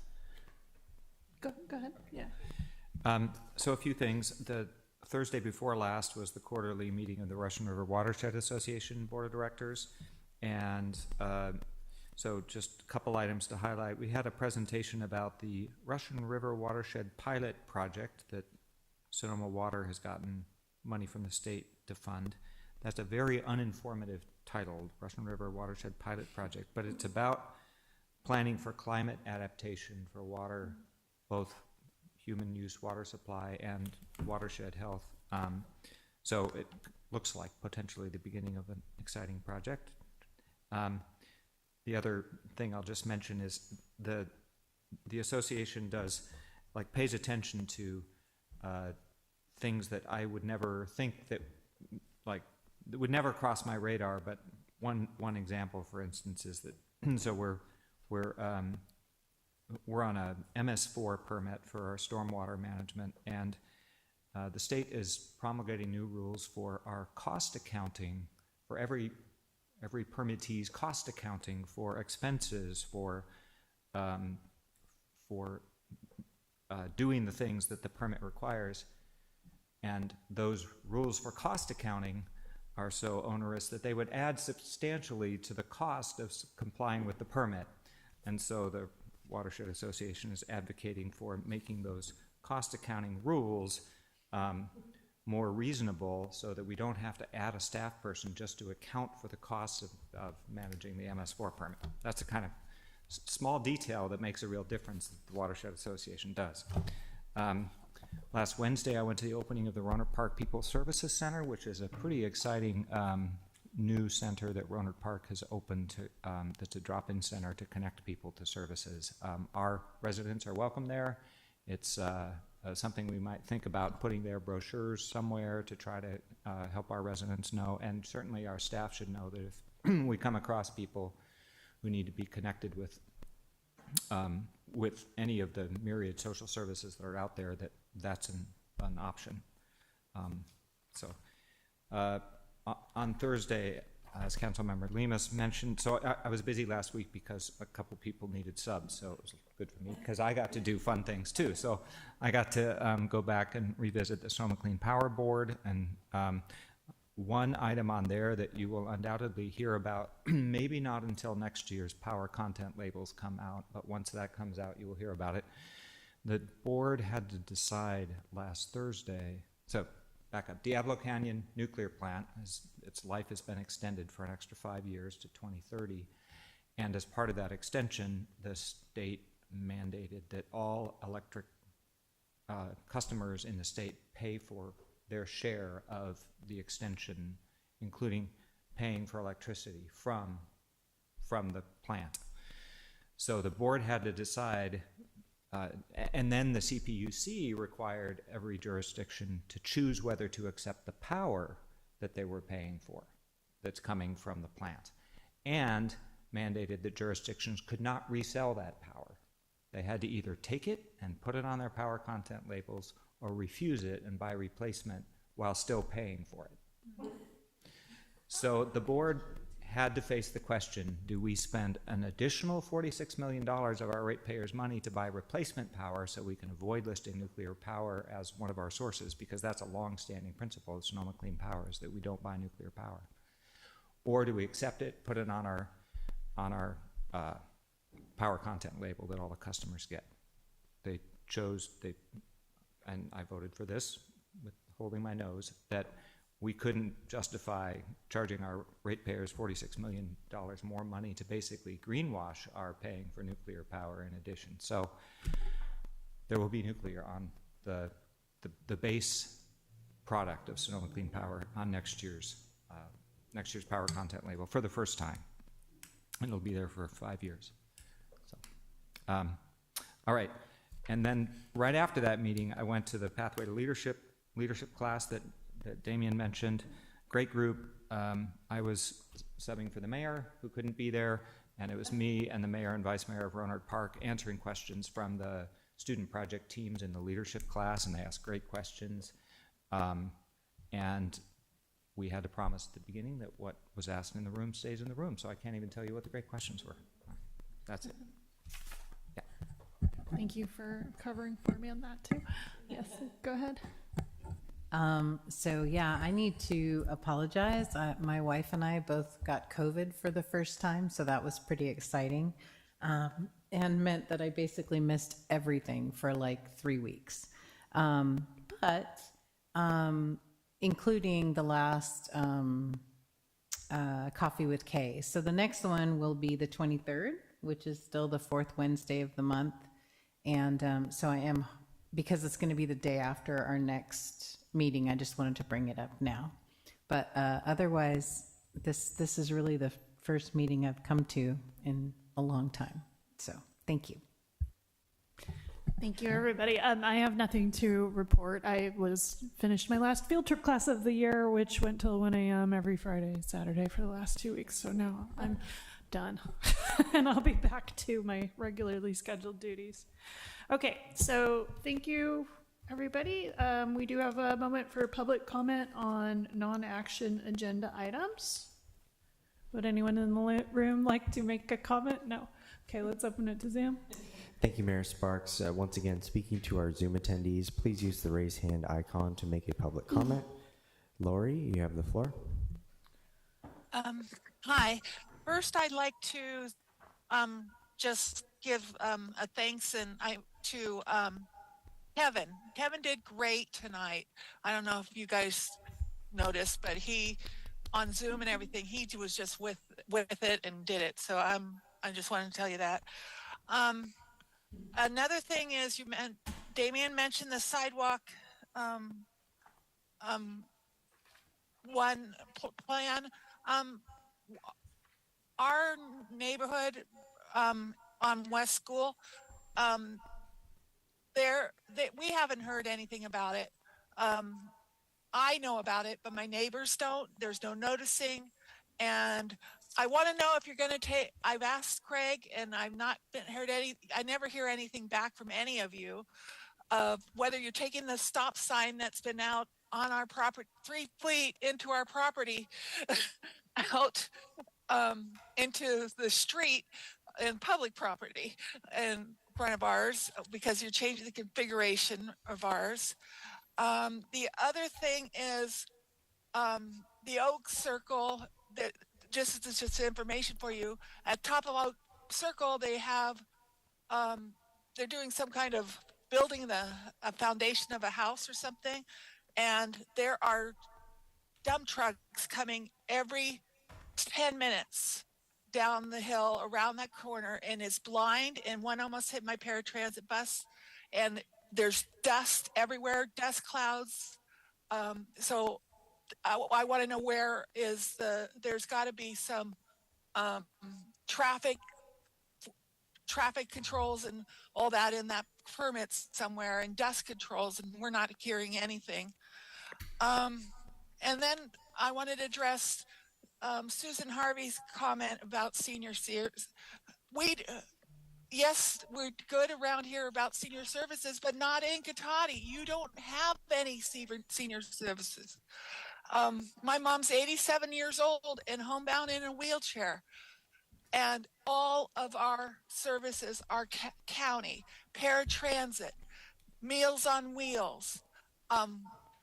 He has to go to the Petaluma Senior Center. So you need to deal with things in Cotati. We have an above average, everybody aged in place on the west side. We got a lot of old people. Even I'm a senior citizen now. And there's no money. You guys have not spent any money. The money goes to the children.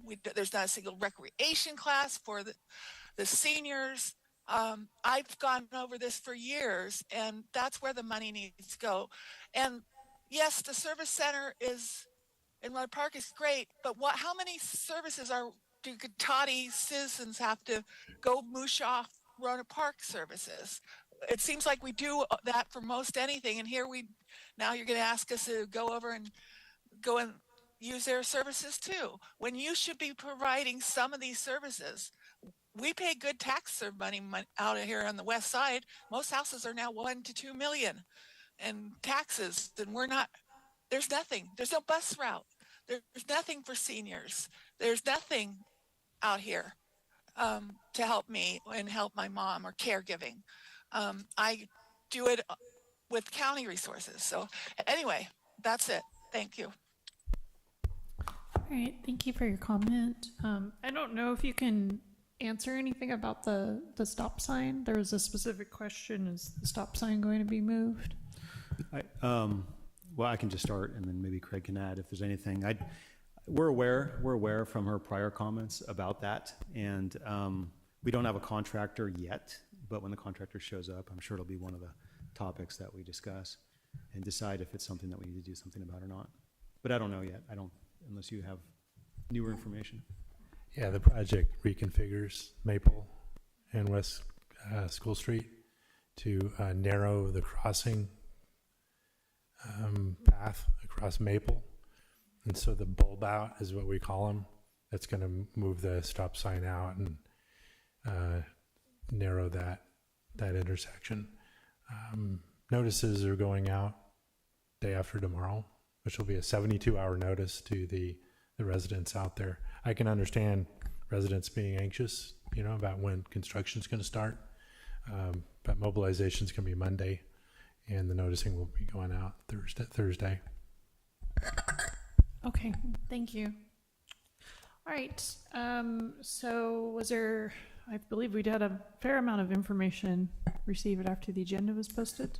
Yes, Mayor Sparks, there were, I think 10 letters and 1 voicemail received regarding item 13B on tonight's agenda. There was also the reworked proclamation for Native American Heritage Month and the City Selection Committee agenda. Everything was distributed to the council, available here in print in the chamber tonight, and also posted to the HTML agenda. Thank you. Okay, and we had the whole agenda packet for the City Selection Agency. Okay. All right, I believe that's everything, so we are adjourned.